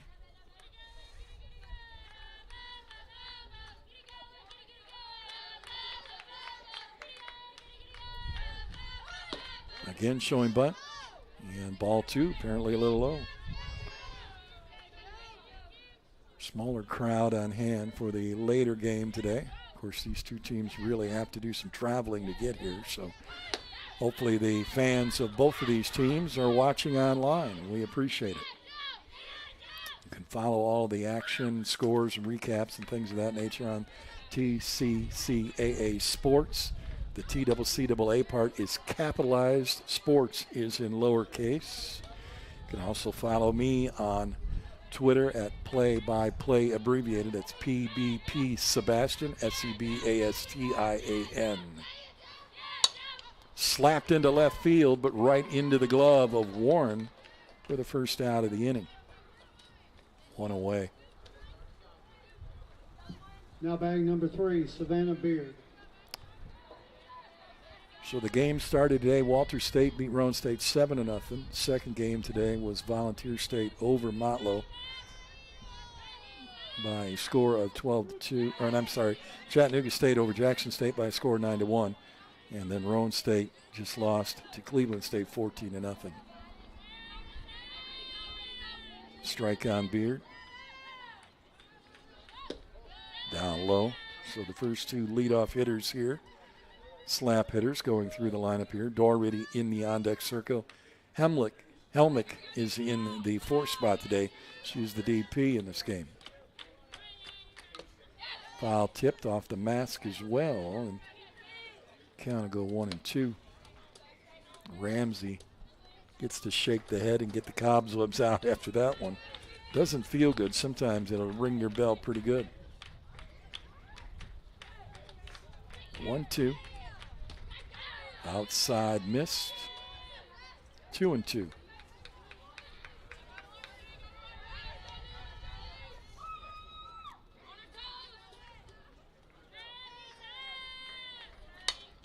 Swung on, fouled off. Over on the ball field today, 10 o'clock game. Dyersburg beat Columbia State 4-2. Moving on to play Walters State, who will play at 4:30 tomorrow. They beat Roane State 11-1. Right now, Southwest Tennessee is playing Volunteer State. The umpire making sure the hitter is okay.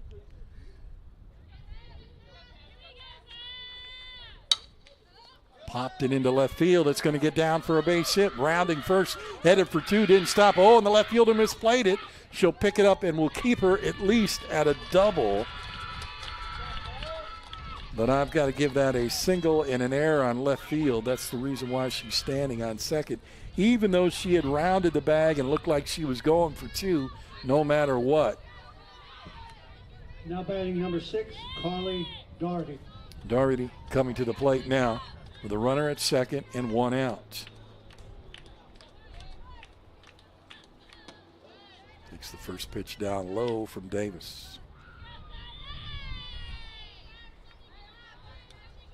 So a single and an error, and Beard stands at second base. Runner goes, the throw down. Tag is put on. Oh, he says she's safe. I think she got her foot in underneath, but of course the coach is right there to help, and then she gets up. She got smacked on pretty good by that glove and trying to walk that one off, but the third baseman, Nichols, put the tag down. Shortstop Hendricks shaking her head. She can't believe that call was missed. Actually, she was the one covering the bag. Third baseman was coming down the line in case of the bunt. So Hendricks kind of disagreeing with the umpire down there at third, but she'll get a stolen base out of it. Slap to second. They'll score their first run on the sacrifice.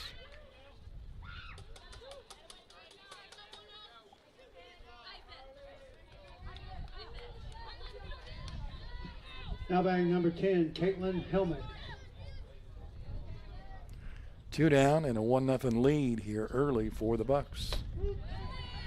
Strike called on Helmick.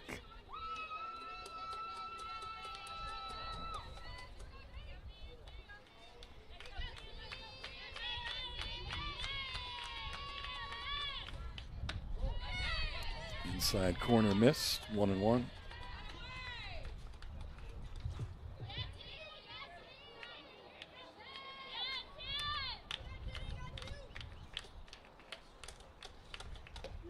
Strike two, nice pitch. You can hear this umpire behind the plate. I like umps like that are loud, vocal, and into the game. And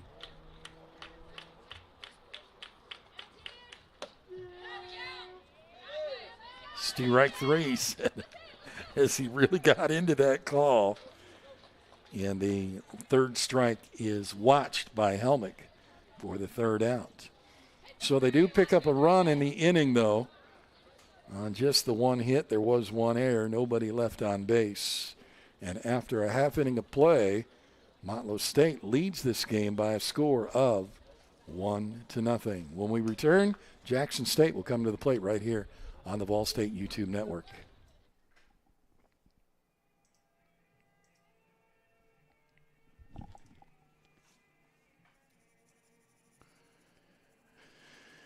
Is that what you...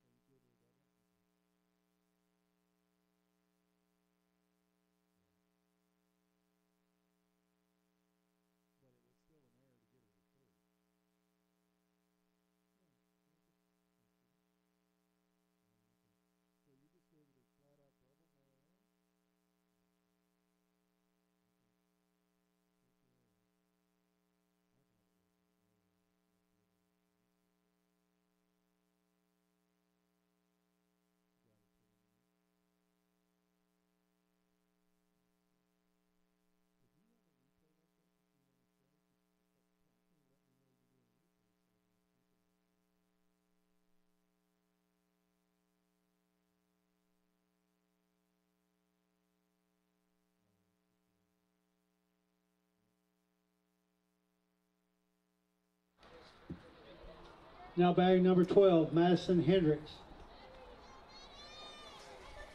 So checking the official scorekeeper, the error that I thought would have been on the left fielder was not erred. It was considered a double from the get-go. So Jackson State comes to the plate now with Hendricks, Ramsey, Davis due up. They will face Mary Bradley, who appeared in 39 games this year, started 8 wins, 14 losses, 2 saves, 132 innings of work, 51 walks, 143 strikeouts. Averages about 7.5 strikeouts a game. She did allow 23 home runs against her, though. Strike call there, 1-1 to Hendricks. So the Green Jays trying to stay in the tournament. Find themselves down 1-0 here in the bottom of 1.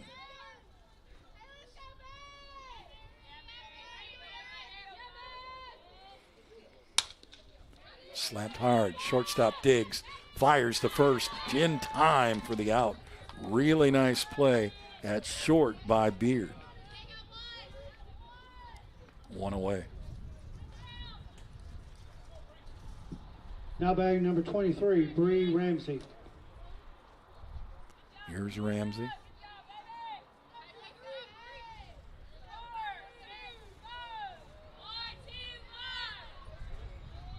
Infield comes in on the corners, swinging and fouled off.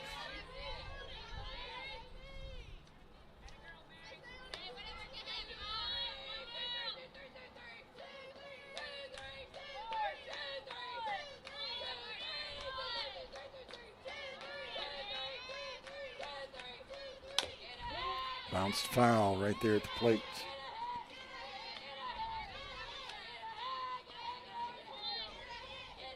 They are definitely loud in the dugouts tonight.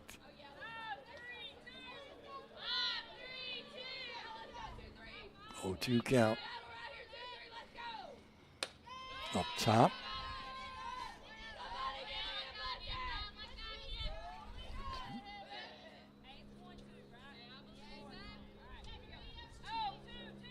That's 1 and 2.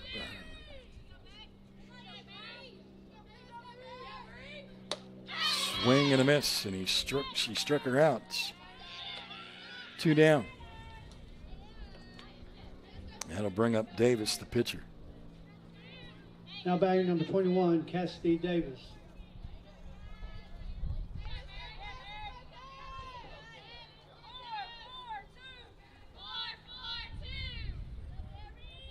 Davis from the left side.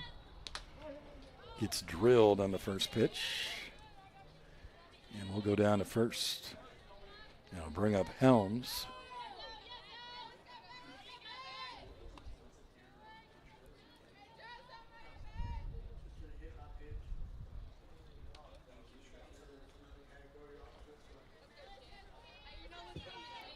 Now batting number 10, Zoe Helms.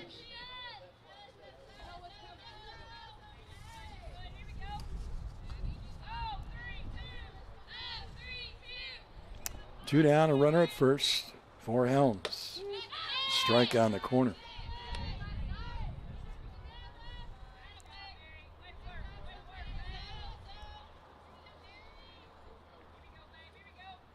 Bradley looks into the dugout and gets the sign from the coach and delivers.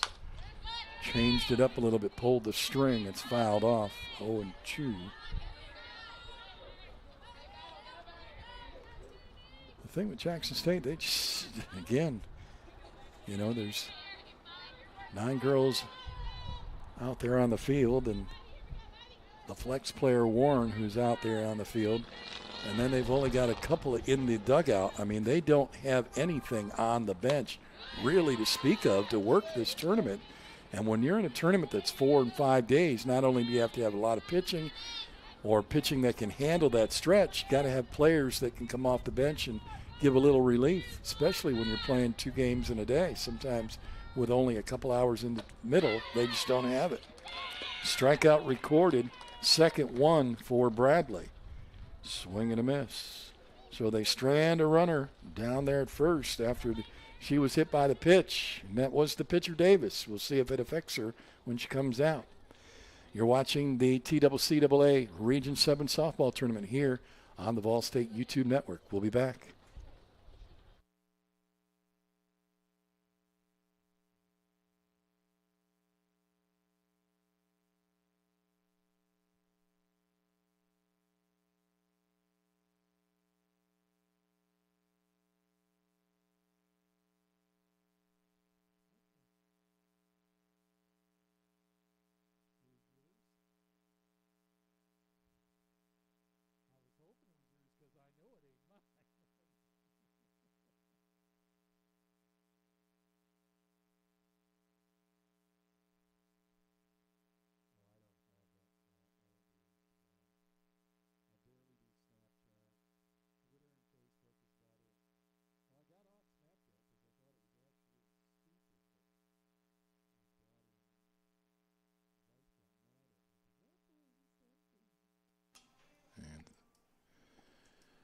So after a completed inning, it is a 1-0 lead here for the Lady Bucks of Motlow State. Garner will come to the plate, followed by Anderson and McAnally.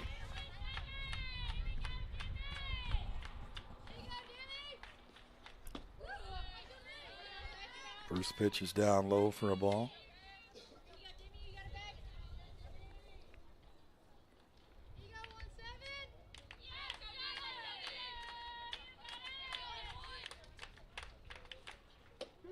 Strike called on that one.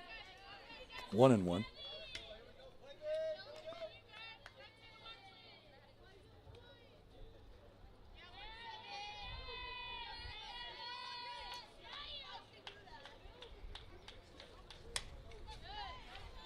One and two.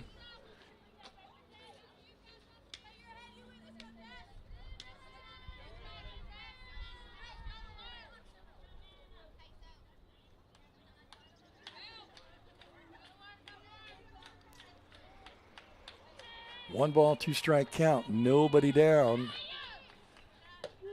Strike 3. Now the first out on a called third. Back-to-back called third strikes on the Bucks as Helmick went down in the first that way. Garner starts the second that way, 1 away. Now batting number 7, Allie Anderson. Allie Anderson, the right fielder, now coming to the plate.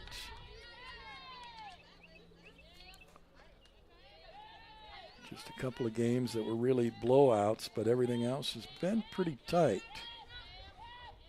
At least through the first few innings, and then games got out of hand. The last one did, as Cleveland beat Roane State 14-0.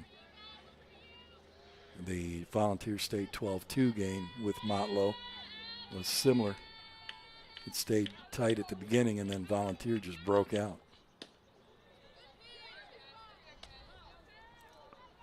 2-0 count here to Anderson.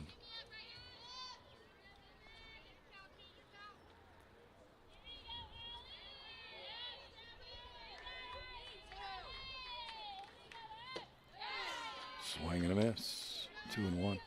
And 2 games that were decided by just a run or 2. That was the Roane State Southwest 7-5 And the Dyersburg Cleveland State 4-3. As we get into the winners bracket tomorrow at 10 and 12:30, we will probably see much tighter games.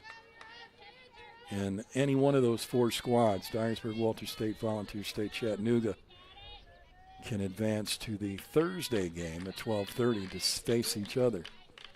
The other two will drop down into the losers bracket and try to get themselves back to the winners bracket.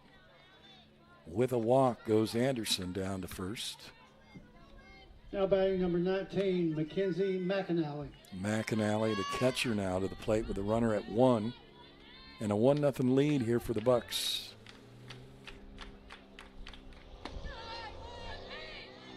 Pitch down low for a ball.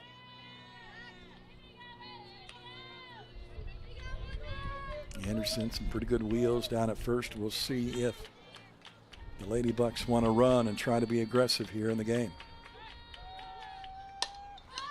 Popped up on the infield. She's got to come back. She does. The first baseman comes over to make the grab for the out. Anderson back at the bag at first with 2 down. Going to bring up Foster, second Now baseman. batting number 23, Hannah Foster.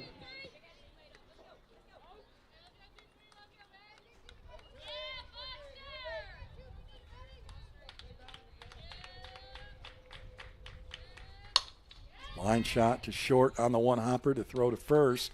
Pulled her off the bag, and then Foster runs into her. Both say they're okay. I don't think she did it intentionally. That was just happened to be where she was going to put the tag for the third out. So it'll go 6-3, and they'll leave the runner on the bags. 1 runner left on the bags for Motlow. 1.5 complete. It's a 1-0 lead for the Bucks, with Jackson State coming to the plate next.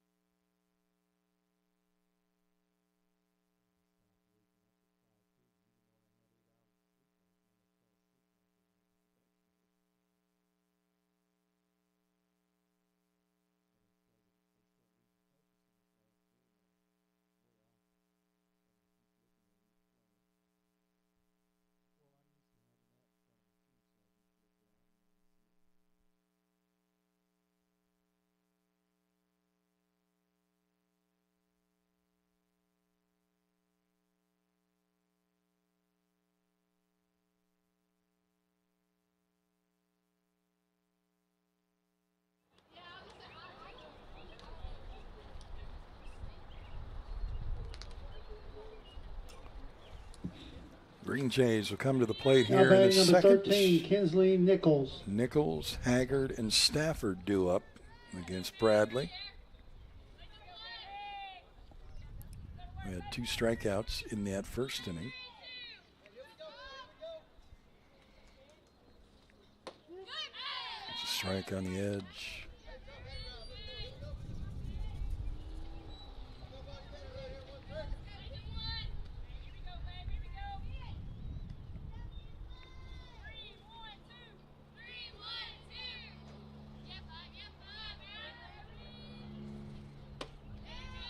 Outside, 1-1.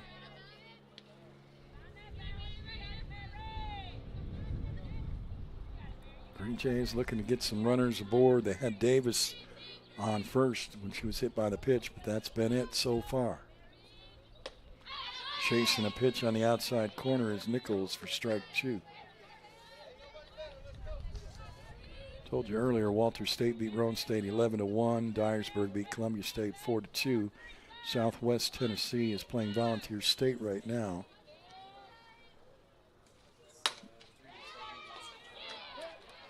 There's a line shot into the glove of the second baseman.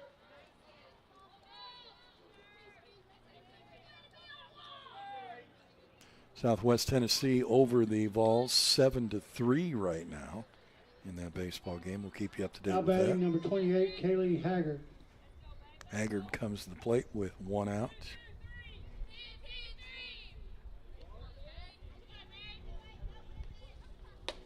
Swing and a miss at the fastball.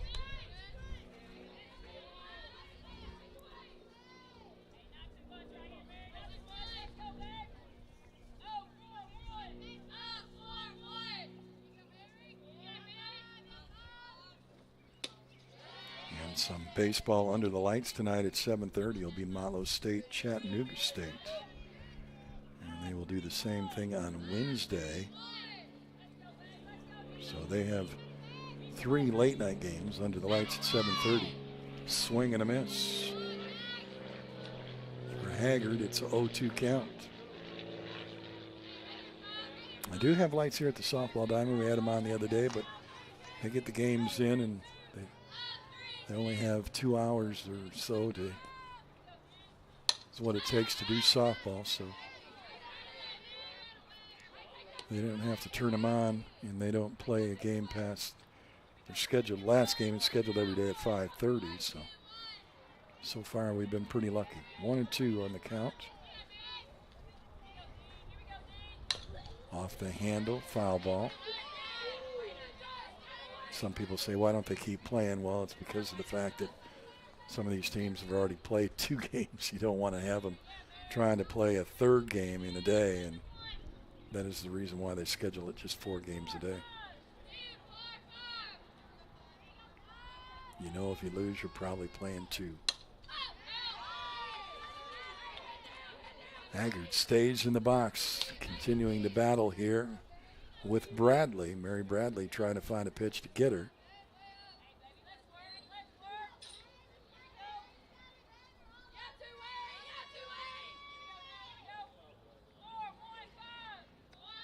Checks the wristband for the pitch.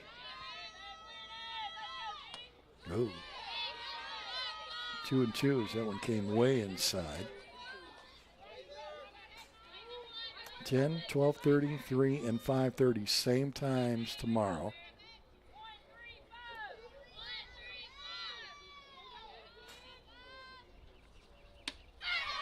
Swing and a miss, struck her out.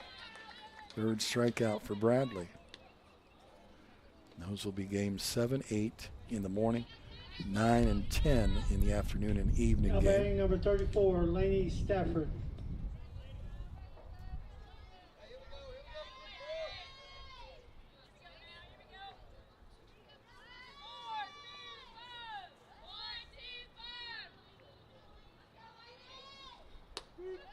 Strike on the first pitch to Stafford.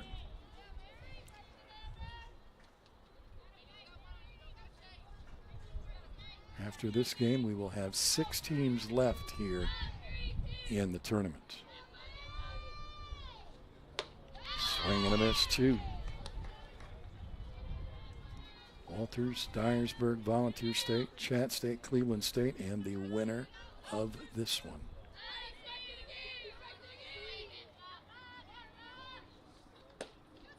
Just missed on the edge. I thought he was going to ring up that right hand.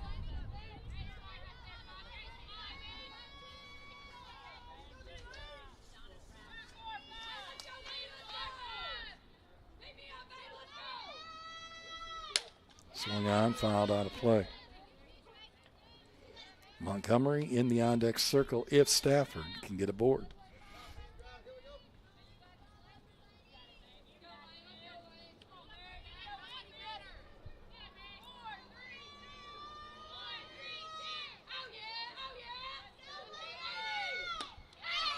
Drop pitch, got her. Swing and a miss. Another strikeout for Mary Bradley. That is her 4th in the game. A 1-2-3 inning for Jackson State. We've played 2. We're going to the top of 3. It's a 1-0 lead right now for the Bucks. You're watching the TCCAA Region 7 softball tournament right here on the VolState YouTube network.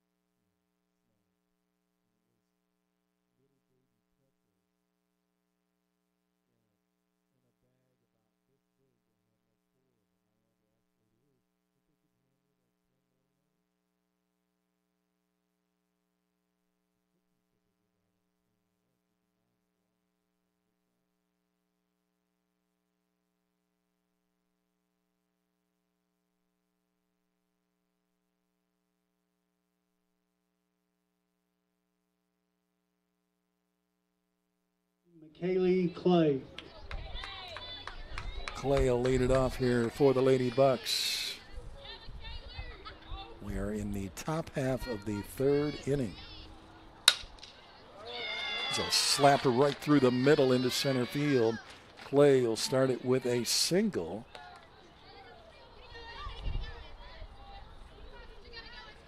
Second hit of the ball game Now batting for the number 8, Bucks. Jordan Lund. And Jordan Lund will come to the plate. Flew out to left field her first time up. Shows bunt. Umpire says she went and rings up the right hand.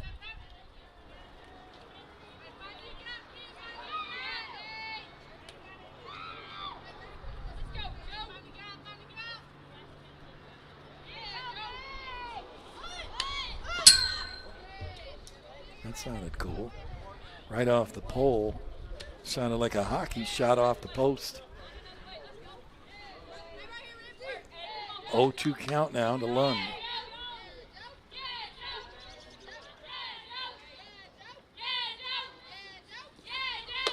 Outside 1-2.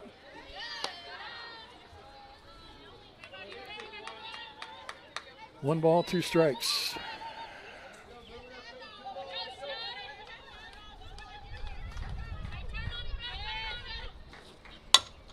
A little bunt goes right back to the pitcher. Davis will flip it over to first for the outs. Clay will move down to second on the sacrifice. One away. Here's Beard. Another slap hitter. Slapped one into left field and it took an odd bounce. And she had the double and was rounding and then held up, but stole third right Now after batting number that. 3, Savannah Beard. So Savannah Beard, another bunt. Spins backwards. It'll be a foul ball as it fell into the box area. Boy, that ball had a lot of spin. And when it hit the dirt, I thought it was going to stay, but it just rolled back into the batter's box. So it's a foul ball, strike one. So a little small ball being played here by the Lady Bucks, trying to get that runner to third. Slap that one into the open space, into right center field. They're going to hold the runner at third as that throw comes into home. Nice play there by the outfield to hold her to a single and to keep the runner from going past third base. But now you got runners on the corners, first and third for Doherty. And a ground ball to second, her first time up. Now batting number 6, Carly Darty.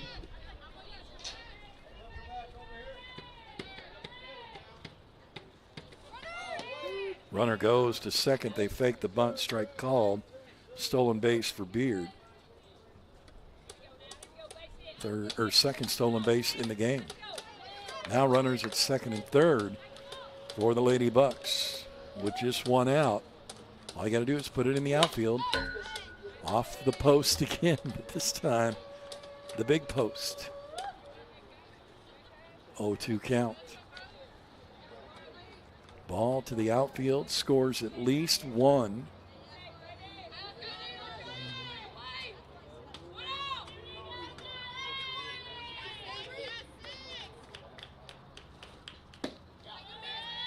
Down and away. Davis tried to make her chase one.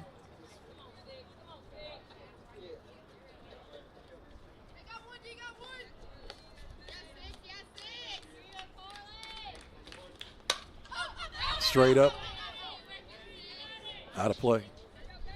They were yelling up, up, up because I don't believe that Ramsey saw where that ball went at first.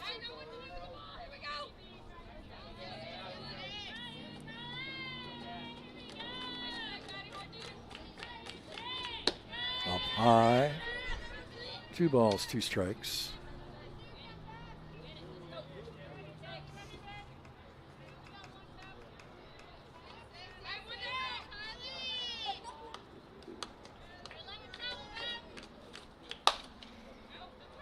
And that one lined out of play into the outside the fence area in left field.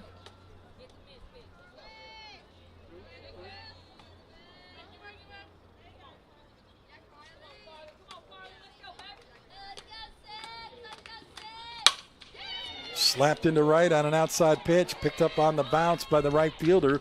Gets it in. It's cut off by Davis. 2-run score. And Doherty with a big hit there picks up her second and third RBI in the game. Now batting number 10, Caitlin Helmick. Helmick now comes to the plate with the runner at first. It's 3-0 lead now, Bucks. Swing, foul tip for a strike. Jackson State beat them 3 out of 4 in the regular season. Bucks trying to get a little sweet revenge. Pitches up high for a ball. But like I said, all 4 games were very close, so not over yet. We're only in the 3rd inning.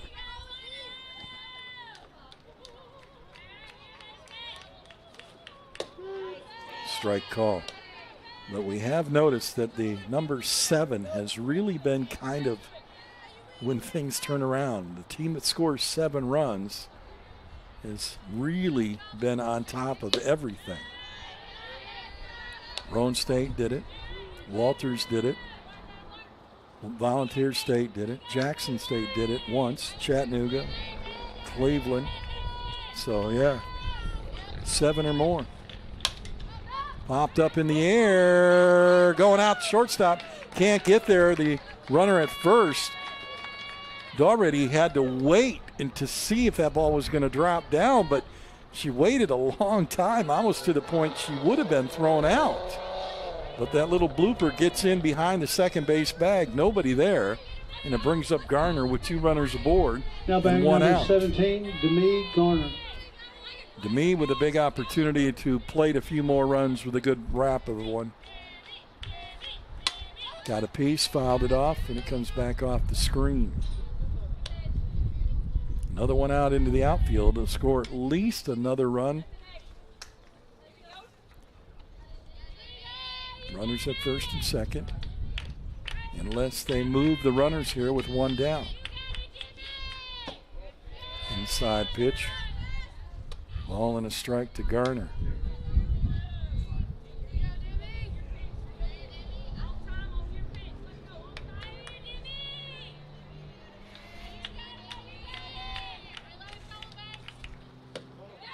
Runner comes way off the bag at second, and no attempt to keep her there close.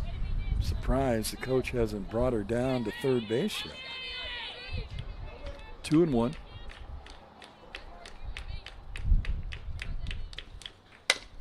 Ground ball towards short. Doherty moves out of the way, steps on the bag to throw to third. It's a bad throw. It's going to be an error on the shortstop, and that is going to allow Doherty to get to third as they play the lead runner and can't get her due to the error.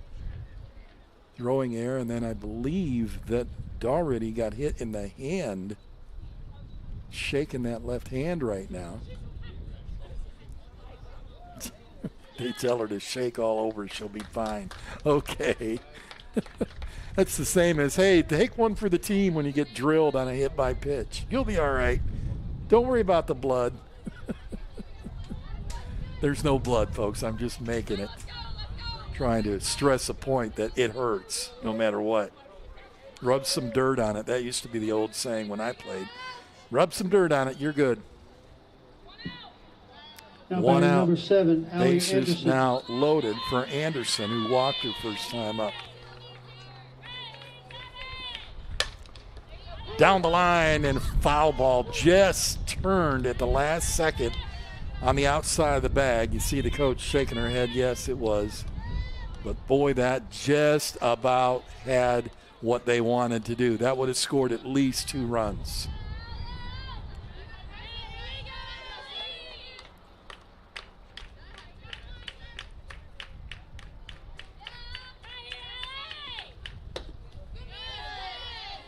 One and one. McAnally stands in the on-deck circle. Bases loaded. Just 1 out in the inning. Anderson trying to break it open with a big hit here.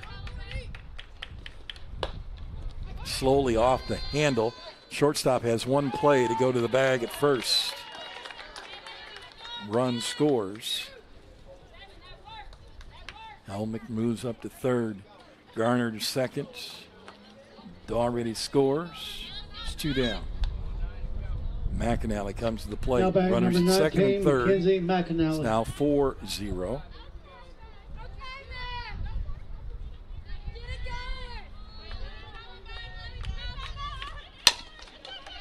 Again to short. The throw to first in time. So Hendricks gets 2 of the 3 outs to end the inning. But they do pick up 3 runs in the inning. And they do it on 4 hits. We've completed the top of the third. We're going to the bottom of the third. It's 4-0 right here on the VolState YouTube network.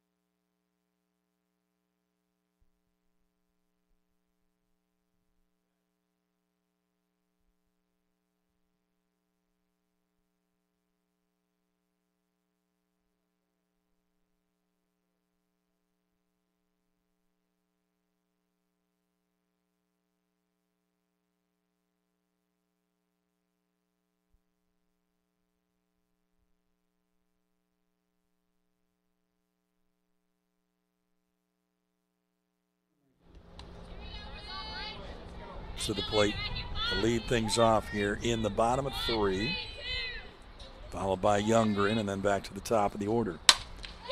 Drilled that ball right into left field, and a nice base hit there to start it for the Green Jays to see if they can turn it around here quickly. They're only down 4-0. Montgomery yells, "Come on, let's hit." It's the first hit of the ball game for the Green Jays. She's happy about that. And she's got a right to be pumped. She took that line shot right into left in front of Clay. Swing and a miss by Youngren. Her first at bat here in the game.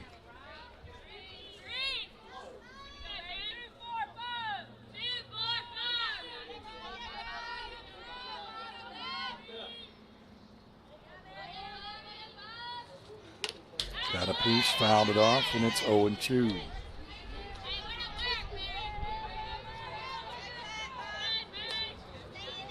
Mary Bradley in the circle here for the Bucks with the 4-0 lead. She's given up her first hit in the game and has an 0-2 count now to the next batter up, Youngren. That pitch is up high. 1-2.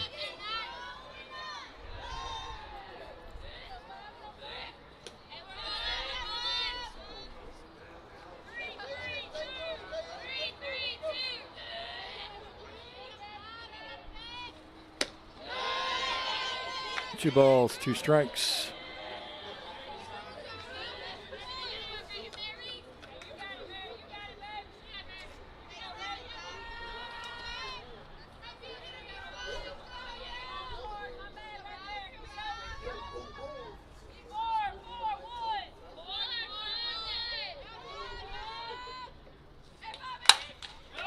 Hard shot into left field again through the hole there. It's short.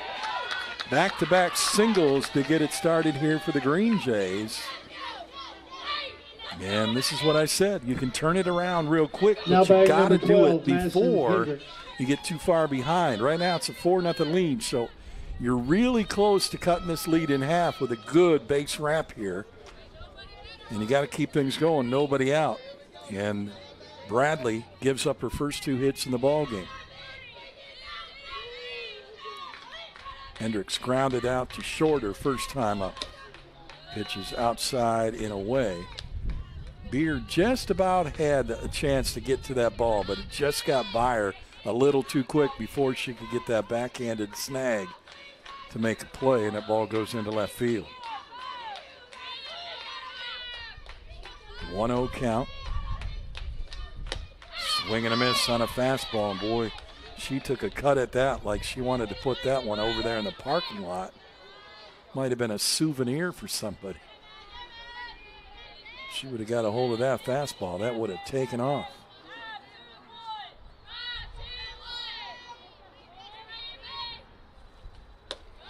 Rise pitch up 2-1.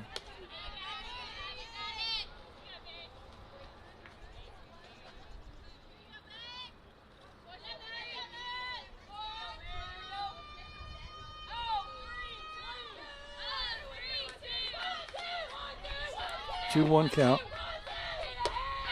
Swing and chased one on the corner. Nice pitch by Bradley. Got her committed early and got her swinging. 2-2 count. This is a big pitch right here.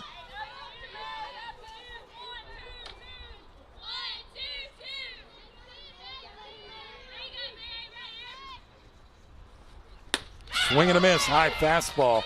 Hendricks chased it. Leading hitter for this team. That was a big K. Now batting number 23, Bree Ramsey. 1 down. 5th strikeout of the game for Mary Bradley. Here's Ramsey now to the plate. Brianna had 10 home runs, 31 RBIs this year. Pops it up into the infield. Pitcher and third baseman both calling for it. And Mary Beth takes it away from Doherty. Boy, that could have been a nasty collision. They both called for it, but neither one now backed away. Number 21, Cassidy Davis. And here's the pitcher now, Davis.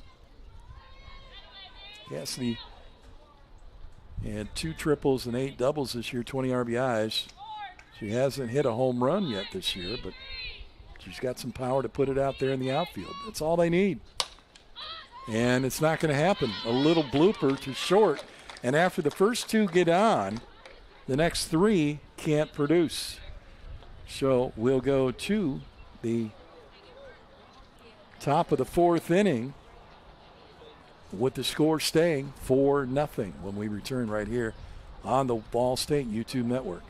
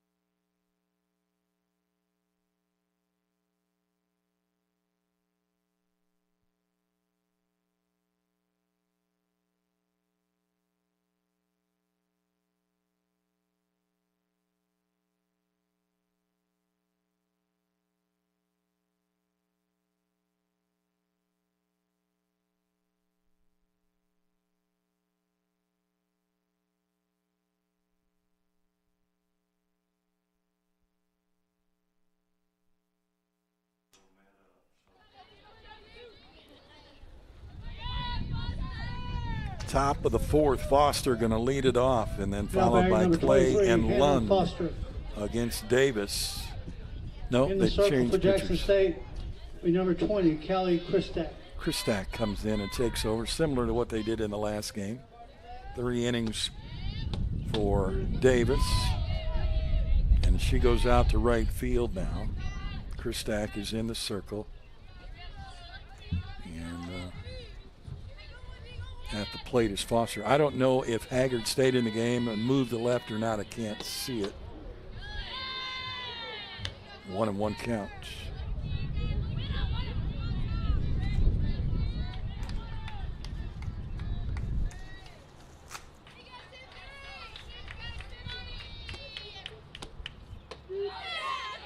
Strike called.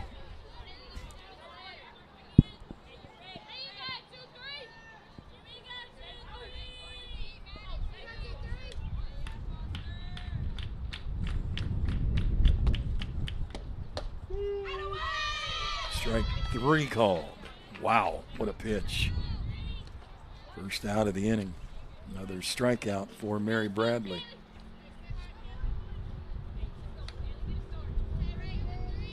I think Haggard moved over Now to batting left number field. 13, McKaylee Clay. So it means Warren, who was in the flex spot, is come out of the game.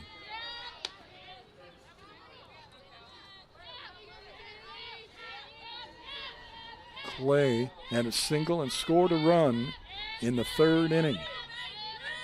Comes to the plate. Swings at the second pitch and pops it right into the glove of the third baseman for 2 outs. Brings up Lund, who flew out and grounded back to the mound.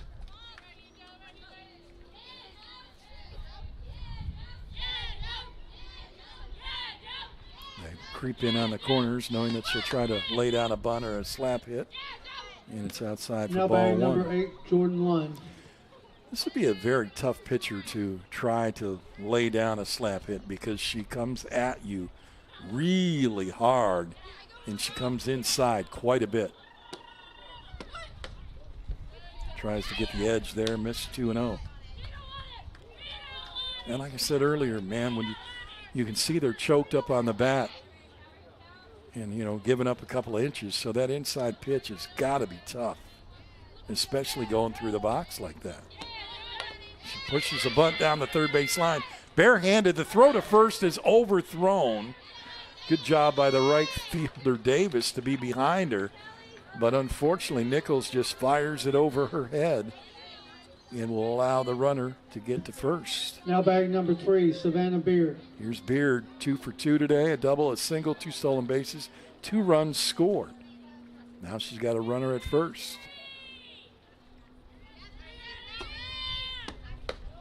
Slap hitter, runner goes down. Boy, the pitcher almost got drilled. And Christak's got a duck. She didn't realize Ramsey was going to make that throw, I think. Another stolen base for the Bucks as Lund is down at second. Slapped at, out of play, foul ball, 0-2.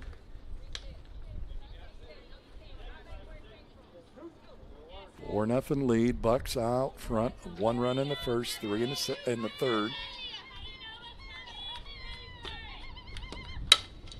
Bouncing ball to short.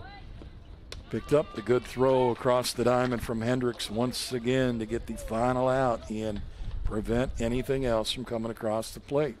So they do the job in the top of the 4th defensively. Let's see what they can do at the plate when they come back. You're watching the TCCAA Softball Regional 7 Tournament on the VolState Network on YouTube.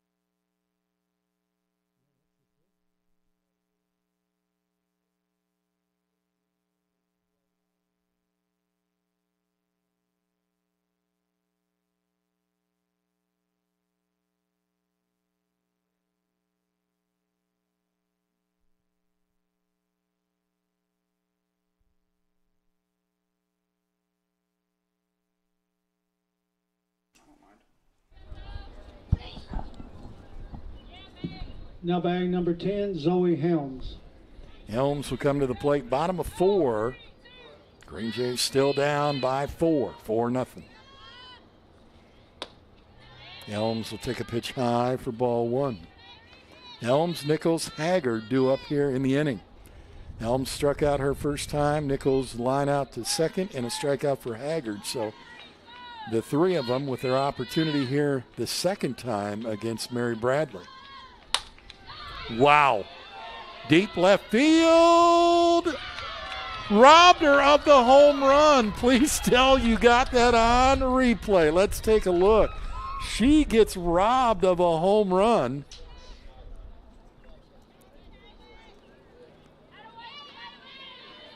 And what a grab out there by Clay in left.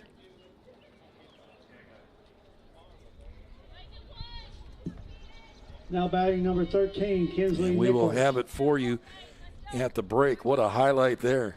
Fantastic play. Nichols at the plate.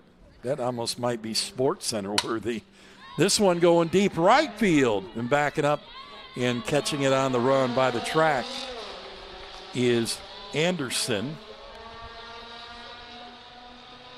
And Jackson State hits the long ball twice, but unfortunately doesn't leave the park. Now batting number 28. And here's that Lainey home run Stafford. shot attempted, but the great catch out there in left field to rob her right up against the fence area. What a play. 2 down for Haggard, who struck out her first time, swings and misses at the pull the string pitch. Changed the speed on that one.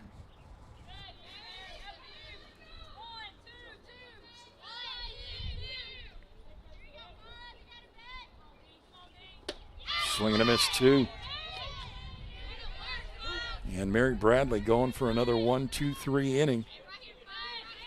She had one in the second.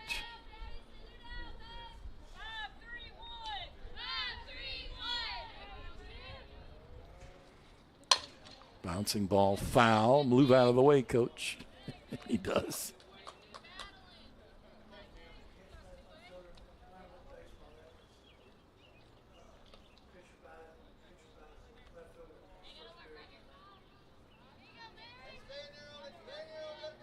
Oh, 2 count, 2 down.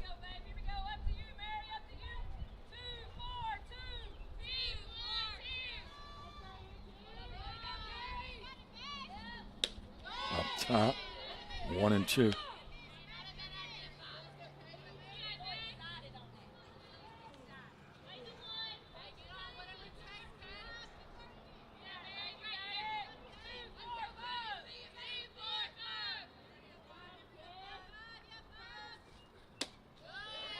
Two and two now.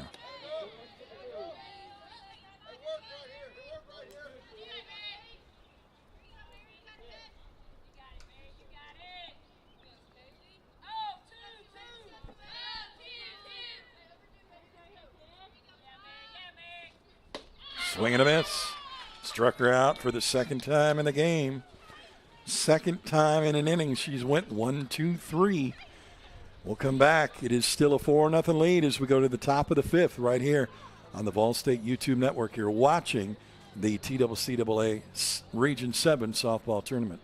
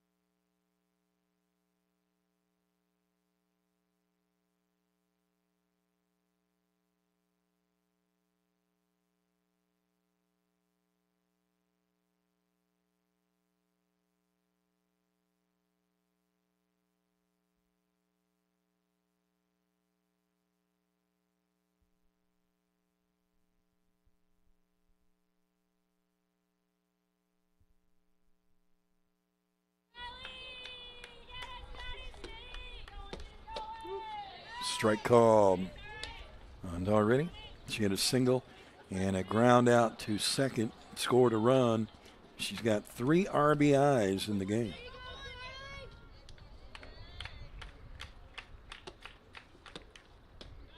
Oh, wow, what a drop pitch by Christak, but didn't get the call. 1-1.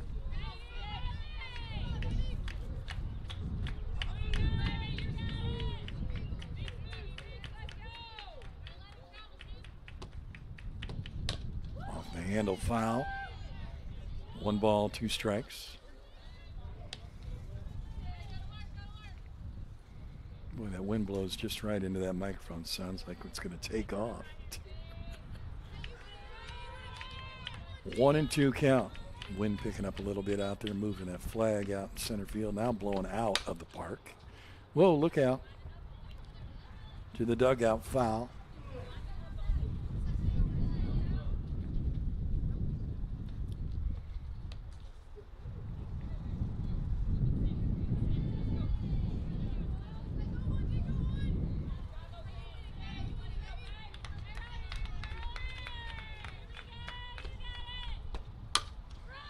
Again, rolling ball to the dugout, foul. So now in the eyes of second base, first base, right field, even the pitcher at times, depending on which way the ball comes back to her. What a drop pitch. What a drop pitch for the strikeout. 1 away. Elnick to the plate. Struck out looking, and a single, 1 for 2 in the game. They plated those 4 runs early. 1 in the first, 3 in the third. We're in the 5th. Still 4-0. Ball 1 as that pitch is down and in the dirt.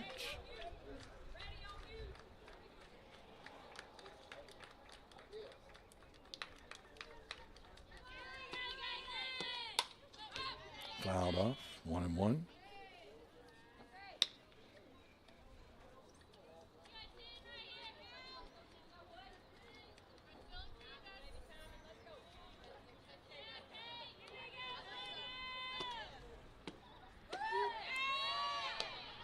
Strike call, 1-2.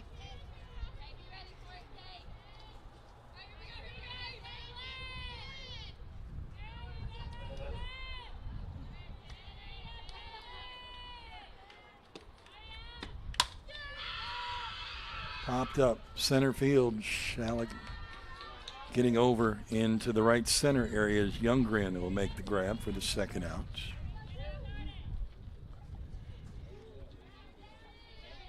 The 5 and 6 seed in the tournament. Motlow, the 5 seed, of course. Jackson, 6. Number 17. And Motlow right now dominating in this game 4-0, but Jackson not out of it yet.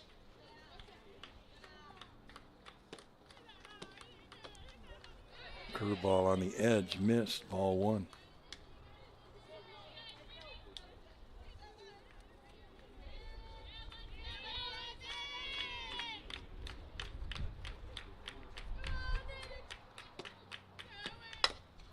Off the handle, rolling down the line at third, goes foul. Ball and a strike. They need to put a curtain up there so they can pull it down. And one over there, too. Yeah. Well, that sun comes in pretty good.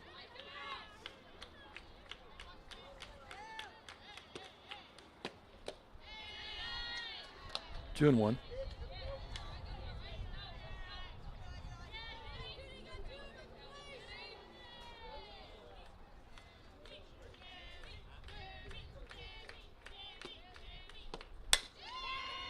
Grounded through the hole for a base hit. Happening with 2 outs. Now batting number 7, Allie Anderson.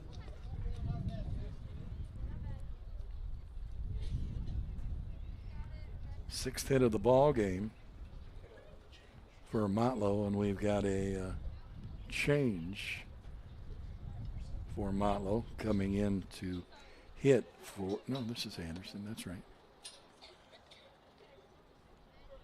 Oh, pinch runner at first base for the Lady Bucks for their first, for Anderson, no, for Garner. Yeah, 15 comes in. Now pinch running at first base for Motlow, number 15, Hannah Tataro. Tataro is going to pinch run for Garner. Anderson, the right fielder, coming to the plate now. Pitches outside for a ball. She's walked and grounded out to third.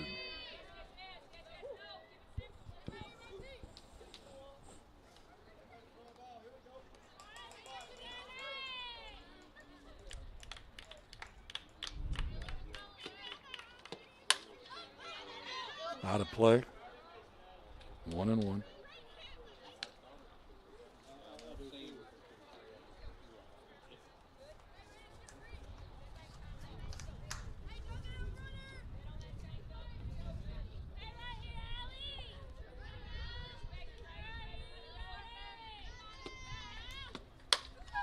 Sliced foul again. 1-2.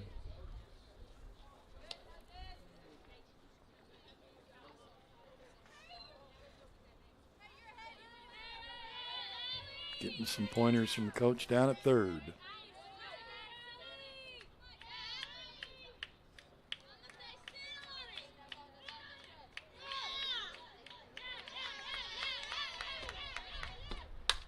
And again, underneath it.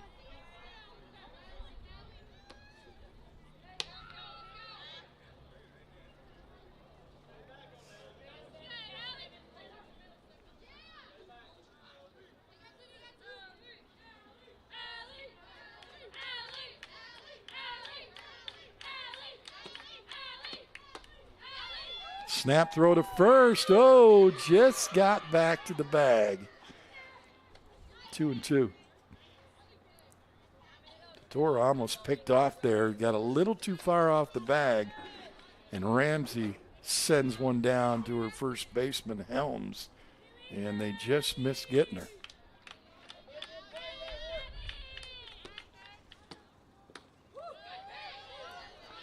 Count has now been worked full by Anderson, 3-2. Battling hard in the box here.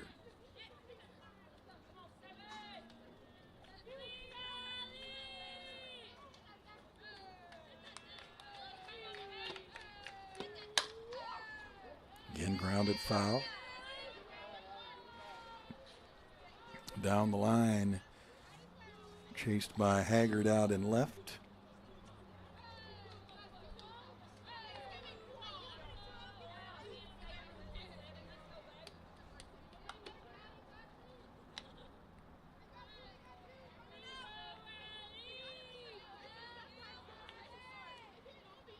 Did he hold up 2-2?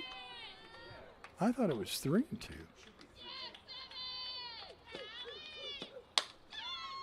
Grounded foul again. I had 3-2, but yeah, he held up 3 and then he pulled down a finger. I'm not sure if he hit his counter correctly or not. They've got it on the scoreboard out there on the big scoreboard, 2-2 as well, but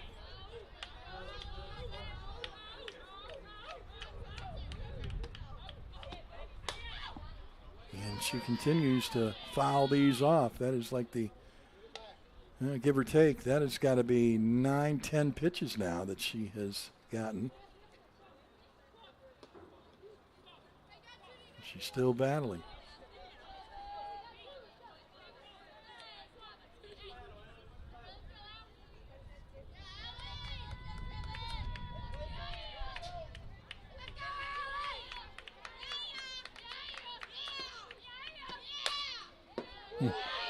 Whoa, that one went into the dugout that time, hit the pickle bucket.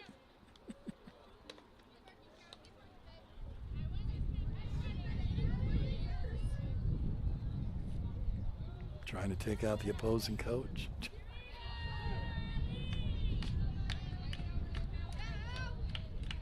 He's held up 2-2 now again, so he's the guy in blue. We'll go with the 2-2 count then, I guess.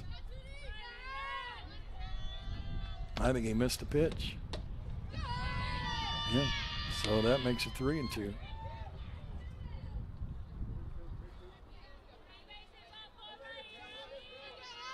Nobody's saying anything on either dugout, so.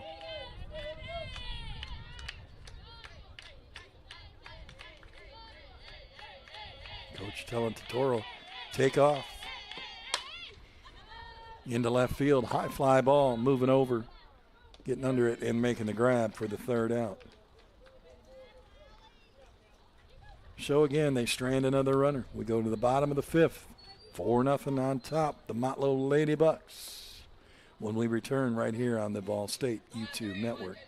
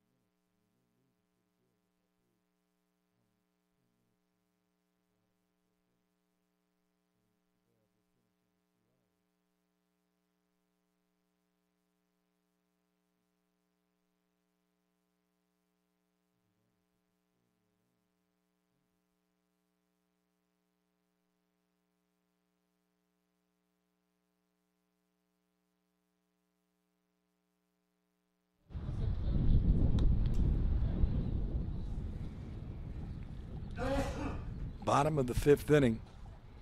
Stafford, Montgomery, Youngren due up. Now batting number 34. Jackson Randy State still Stafford. trying to figure out how they can get a runner across the plate, and they haven't been able to do it.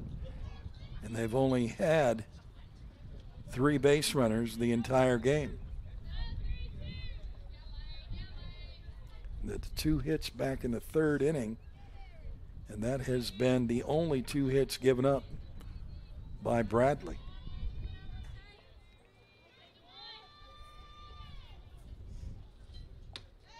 First pitch is outside. Stafford, the DP, struck out the first time against Bradley. 6 strikeouts for Bradley in the game.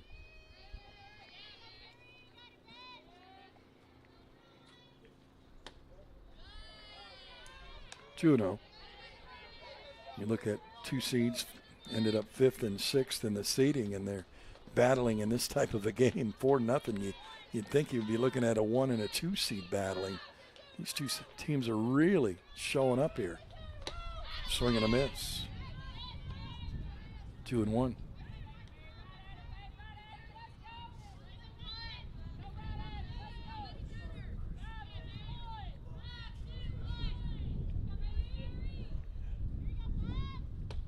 Oh, nice change. 2-2. Rise pitch there.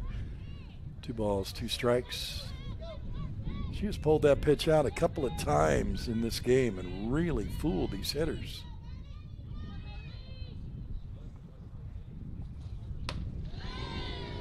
On the edge, just missed.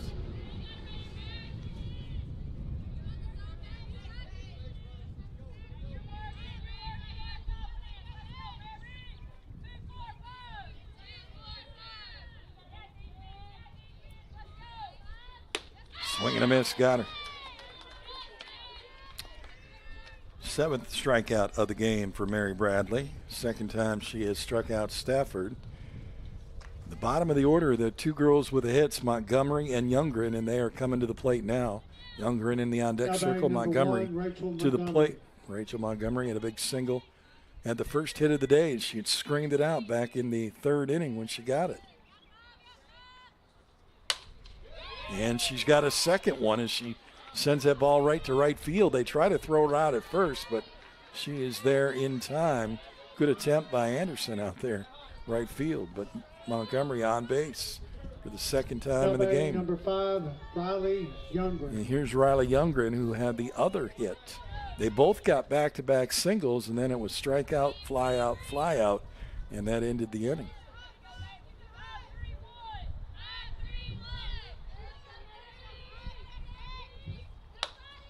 Slow rolling grounder picked up by the third baseman. Throw it to second for the force, as Doherty was playing in just in case.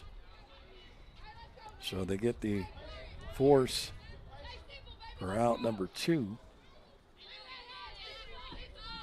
Now batting number 12, Madison Hendricks. And here's Madison Hendricks, their big hitter. Grounded to short, struck out the last time facing Bradley.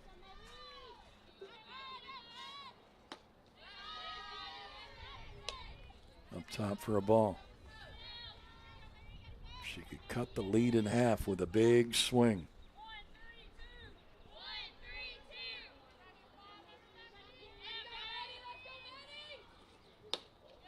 Outside miss, 2-0.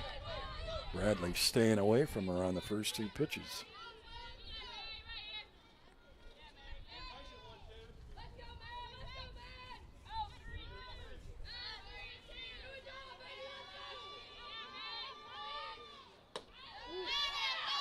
On the corner for a strike.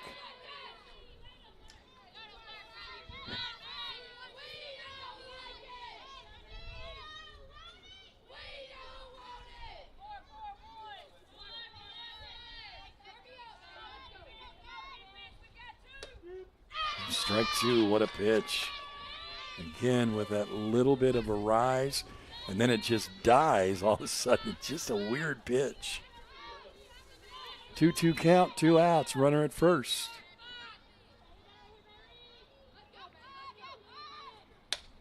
Bradley cranks the fastball. Hendricks gets around on it, fouls it off.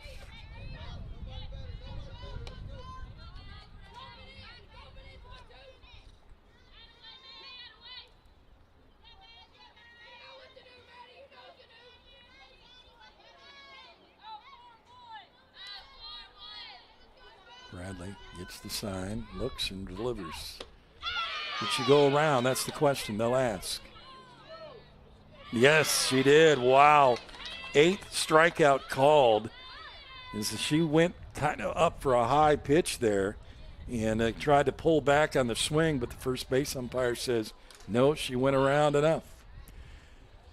So we've completed 5. We're going to the 6th inning next. When we return, you're watching the TCCAA Region 7 softball tournament here on the VolState YouTube network.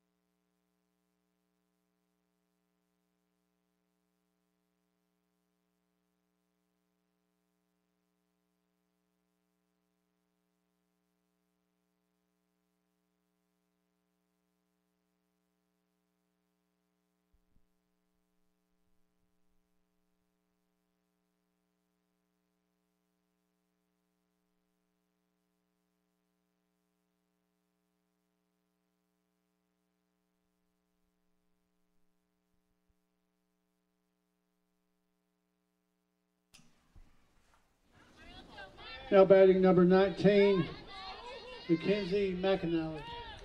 McAnally will come to the plate here in the top of the 6th inning for the Lady Bucks. And that first pitch was a drop pitch. And the umpire says, no, it did not get where she wanted it to go for the strike, 1-0.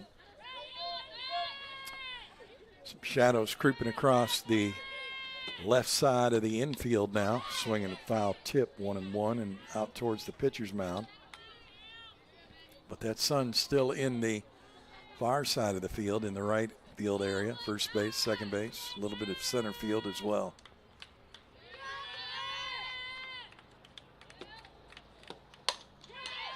One hopper to third, across the diamond for the outs. Nice play over there at third base. Again, she's done a fairly decent job over there today, Now Nichols. batting number She 23. did have the one Hannah throwing Foster. error, but that was it. Foster watched the third strike go by last time up. Grounded out back in the second inning against Davis. This time a couple of hops to short, picked up, flipped over to first again for the out. Well, even though they gave up the first run in the first and 3 in the third, the defense has been showing up big time here for the Green Jays. They just haven't Now been able to do batting number anything on 13, offense. McKaylee Clay. Clay, single and a fly out to third and a run scored. Takes a strike on the first pitch. Christak trying to get out of this inning quickly. She knows that her offense is available for 6 outs. They've got to do something. Backhand again. What a stab. Oh, and then threw it away. And I think what happened was Helms lost that in the sun and couldn't see it. She's struggling with it. And, that's really an error on the first baseman in my book, but that's not how they score it. They would score it as a throwing error on Nichols, but Rich is going to score it an error. That's what I think. It's an error on the first baseman. That should have been caught. She just didn't see it. Either way, there's a runner at first. Bunt laid down, and it goes foul as Lund tries to get on base.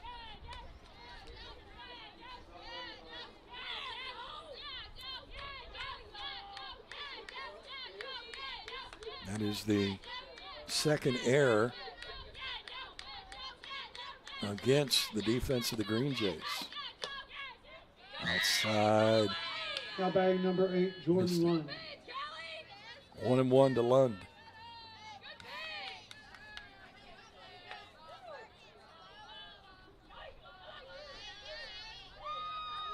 I'm sorry, that's the third error by the team. Little pop fly. Oh, what a grab by Hendricks. She's really showed off the glove today. And that'll get him out of the inning and out of the jam.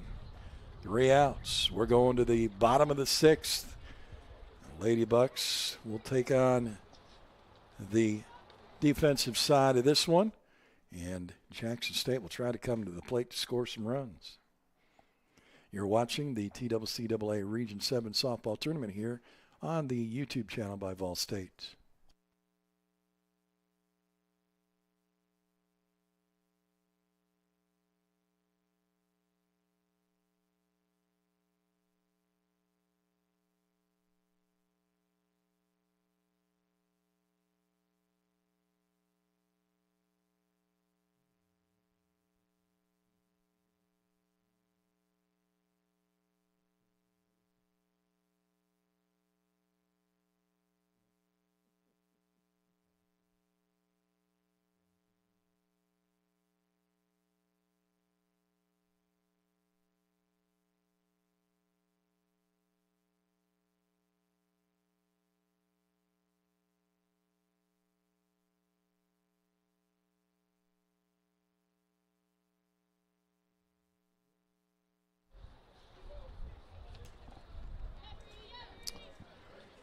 Green Jays, bottom of the 6th. 6 outs to work with to try to plate some runs. Down 4-0. Ramsey, Davis, Helms due up in the inning. Mary Davis with 8 strikeouts. Mary Bradley with 8 strikeouts. There's a deep ball center field. I don't think this one's going to get robbed. No, it's not. Ramsey sends it into the netting for a solo shot. And that is the first run scored here in the game for Jackson State on the solo home run by Ramsey. So Bradley gets tagged for the HR. And it is a 4-1 ball game. Now batting number 21, Cassidy Davis. And now Cassidy Davis, who started the game in the first 3 innings, comes to the plate. Offensively, she has been hit by a pitch and popped up to short.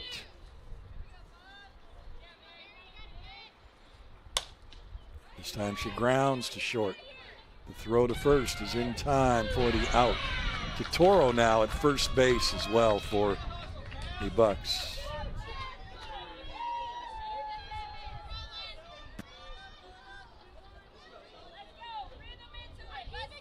I'm sorry, that's still Garner at first. My apology. Now batting number 10, Zoe Helms.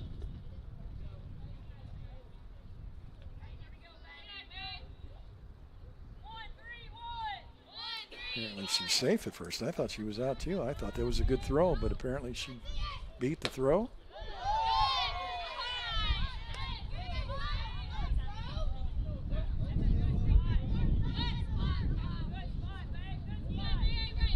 So she beats the throw, and Davis is down at first. Helms at the plate. 4-1 game. Strike called. 1-1. Well, like I said, you're never out of it when you're this close. Now it's even closer. It's a 3-run difference and still plenty of time to work with here. Nobody out in the inning. Wow. Chased a bad pitch, and it's 1-2. You got to stay focused. You can't get anxious. That's the problem at the plate. You've got to find that pitch. Don't help the pitcher. 1-2 count.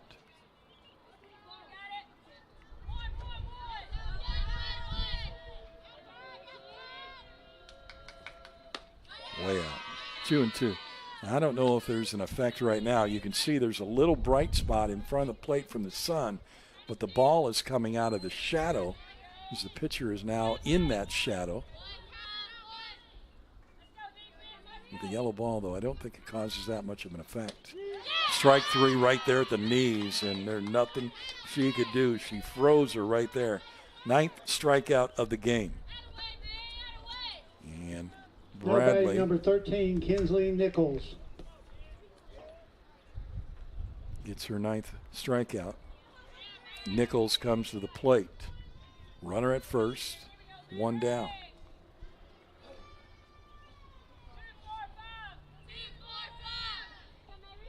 You hear the infield repeat what the coach yells out for what she's calling. Kind of like in the military when they do certain commands in the Marines. Kind of reminds me of that.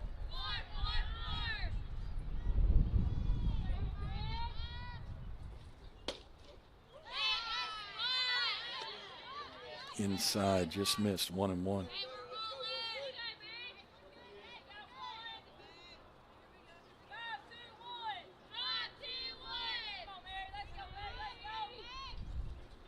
Swing and a miss. Got real aggressive on that pitch, didn't she? Nichols with a 1-2 count now. Mary Bradley trying to get another out here.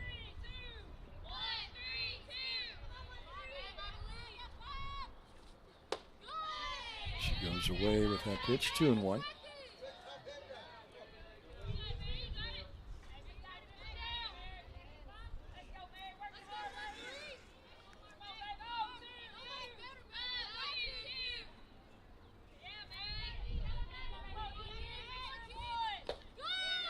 Oh, just missed on the corner. Count goes full, 3-2 to Nichols. Haggard waiting in the on-deck circle.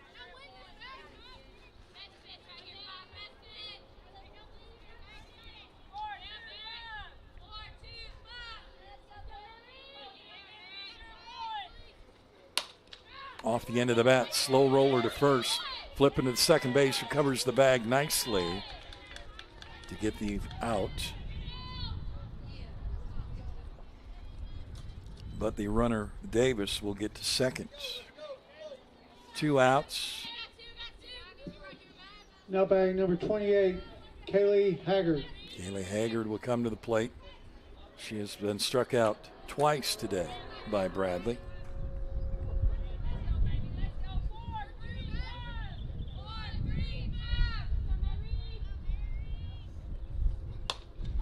Off the handle. Foul territory, and first baseman Garner trying to do everything she can to get there, but that ball didn't hang long enough for her to get underneath it. It'll be a foul ball.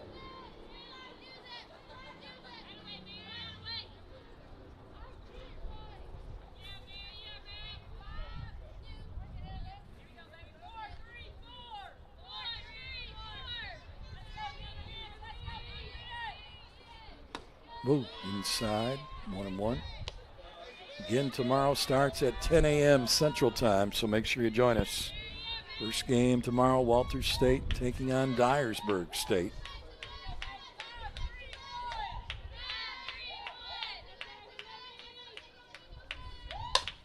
Grounded foul down the third base side. Count goes to 1 ball and 2 strikes.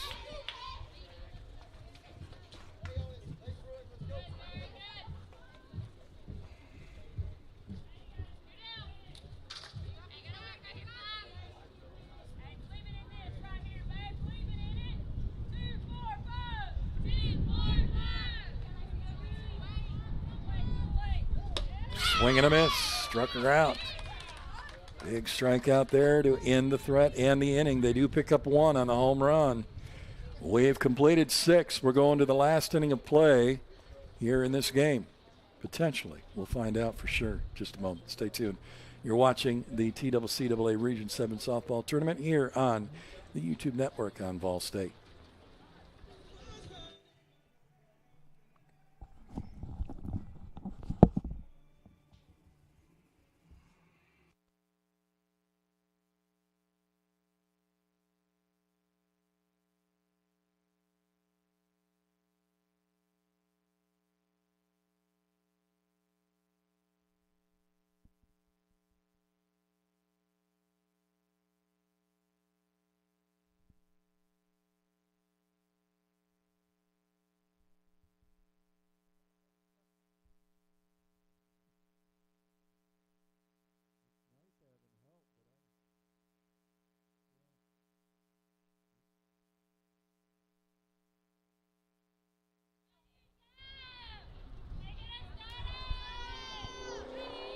Beard comes to the plate here. Start the top of the 7th. Left a fly ball towards left field that is caught for the out. 1 away for the Bucks. As Beard flies into the glove of Haggard. Doherty comes to the plate now. Doherty with a single, a strikeout looking, and a grounder to second, but has scored and picked up a few RBIs in today's game. And in the on-deck circle will be Helmick. Curveball on the inside, and the up says a little too far inside. Now batting number 6, Carly Daughtry.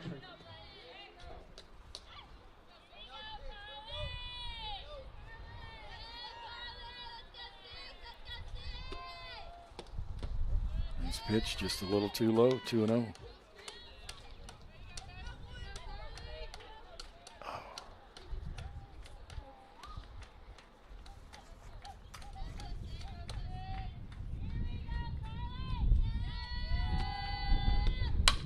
Right back at the pitcher. 1 hop, puts the glove down, sticks it out, and says, okay, I'll take that. That used to be the old saying of looky, looky what I got. Now batting number 2 down. 10, Caitlin Helmick. Helmick, last opportunity here for the Bucks if they want to get any insurance runs.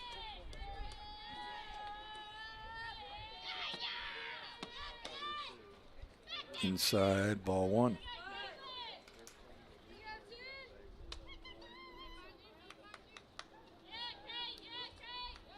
Green Jays will have Stafford, Montgomery, and Younger in that bottom of the order that's produced hits coming to the plate when we go to the bottom of the 7th. Bouncer to third, picked up the throw across the diamond, and it's a 1-2-3 inning. So it's all set up now for this. Mary Bradley will come back to the circle for the 7th inning. It's the bottom of the 7th. It's a 3-run difference. Stafford, Montgomery, and Youngren coming up in just a moment. Stay tuned.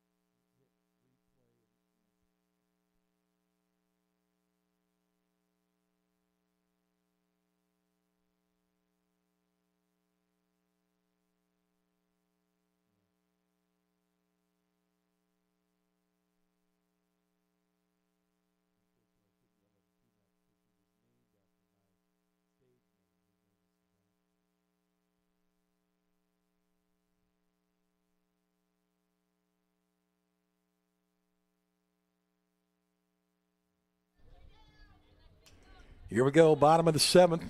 Strap in. It's a 3-run lead right now for Motlow State. Now batting number 34, Laney Stafford. Laney Stafford has struck out twice. Actually, she's been replaced by number 3.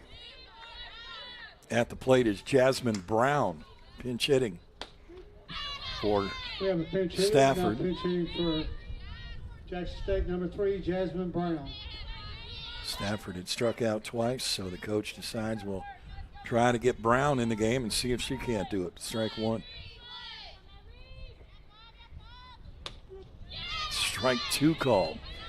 She is moving through the box well, but not connecting with anything and watching it go by. 0-2 count. And Bradley trying to work another strikeout here. Slaps at that one, fouls it off.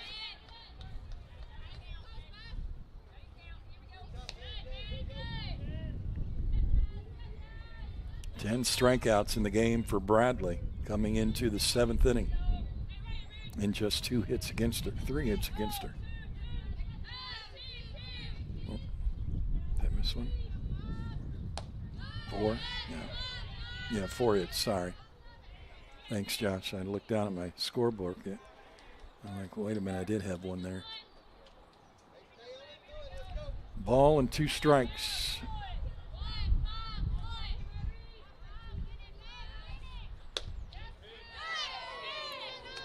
Oh.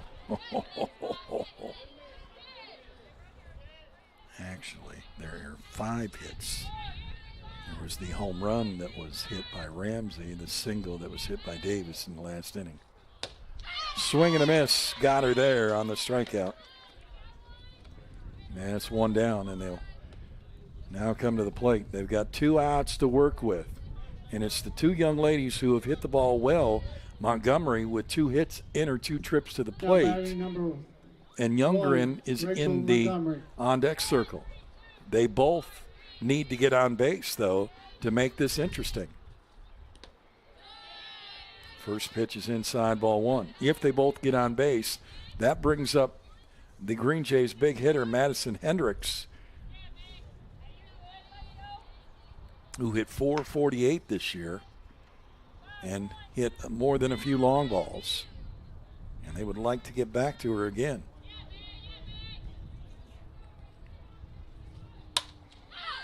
Popped up right side, it'll go out of play.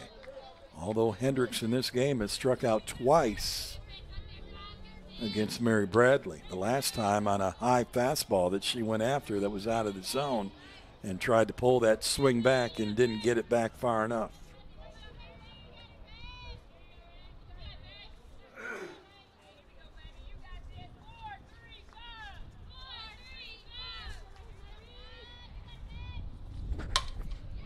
To right field. Backing up, and on the warning track, Anderson will make the grab. And it's 2 down, and it's all up to Youngren. A single and a grounder to third. Now batting number 5, Riley Youngren. And this will be, like I said earlier, if Motlow holds on, this will be a little sweet revenge after losing 3 out of 4 in the regular season to Jackson. Strike on the first pitch. 2 strikes to work with.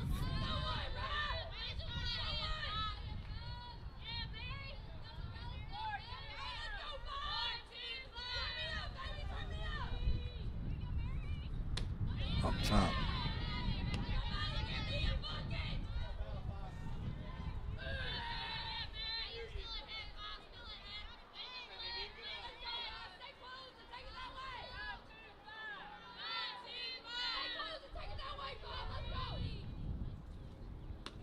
Oh, tried that bit of that change drop pitch, and it didn't slow down enough to drop. 2-1. 11 strikeouts in the game for Bradley. 2 outs here in the bottom of the 7th, a 3-run lead. 2 pitches to work with, 2-1.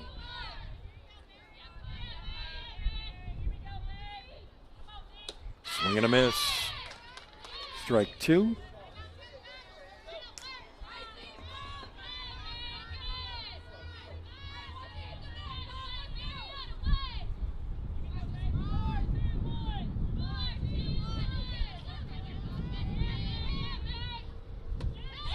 check the swing, went around far enough for the K. She ends up with 12 strikeouts on the day and the win. They win this game by a score of 4-1. So, like I said, a little sweet revenge for Motlow State. The number 5 seed moves over. And Motlow State, Cleveland State, Chat State, Volunteer State, Walter State, Dyersburg State all will be playing tomorrow. Those are the 6 teams that are left here in the tournament. Final stats, Motlow State unofficially 4 runs, 6 hits, no errors. And for Jackson State, 1 run, 5 hits. And I believe they had 2 errors, but my stats are unofficial. So that is the way this one ends, though. So congratulations to Motlow State. They're moving on, the number 5 seed. And Cleveland also winning their game, moving on. And for the tournament, that will send Roane State home and Jackson State home. So 4 teams have left us, 6 teams left to go. We'll come back tomorrow. We'll do it all again starting at 10 a.m. with our first game, Walter State and Dyersburg State. So make sure you tune in tomorrow. You can go back and watch any of the games you missed. You can also watch any of the baseball games you may have missed. All you got to do is stay right here on the VolState YouTube channel. I'm Chuck Sebastian. Thanks for tuning in, and good night, everybody.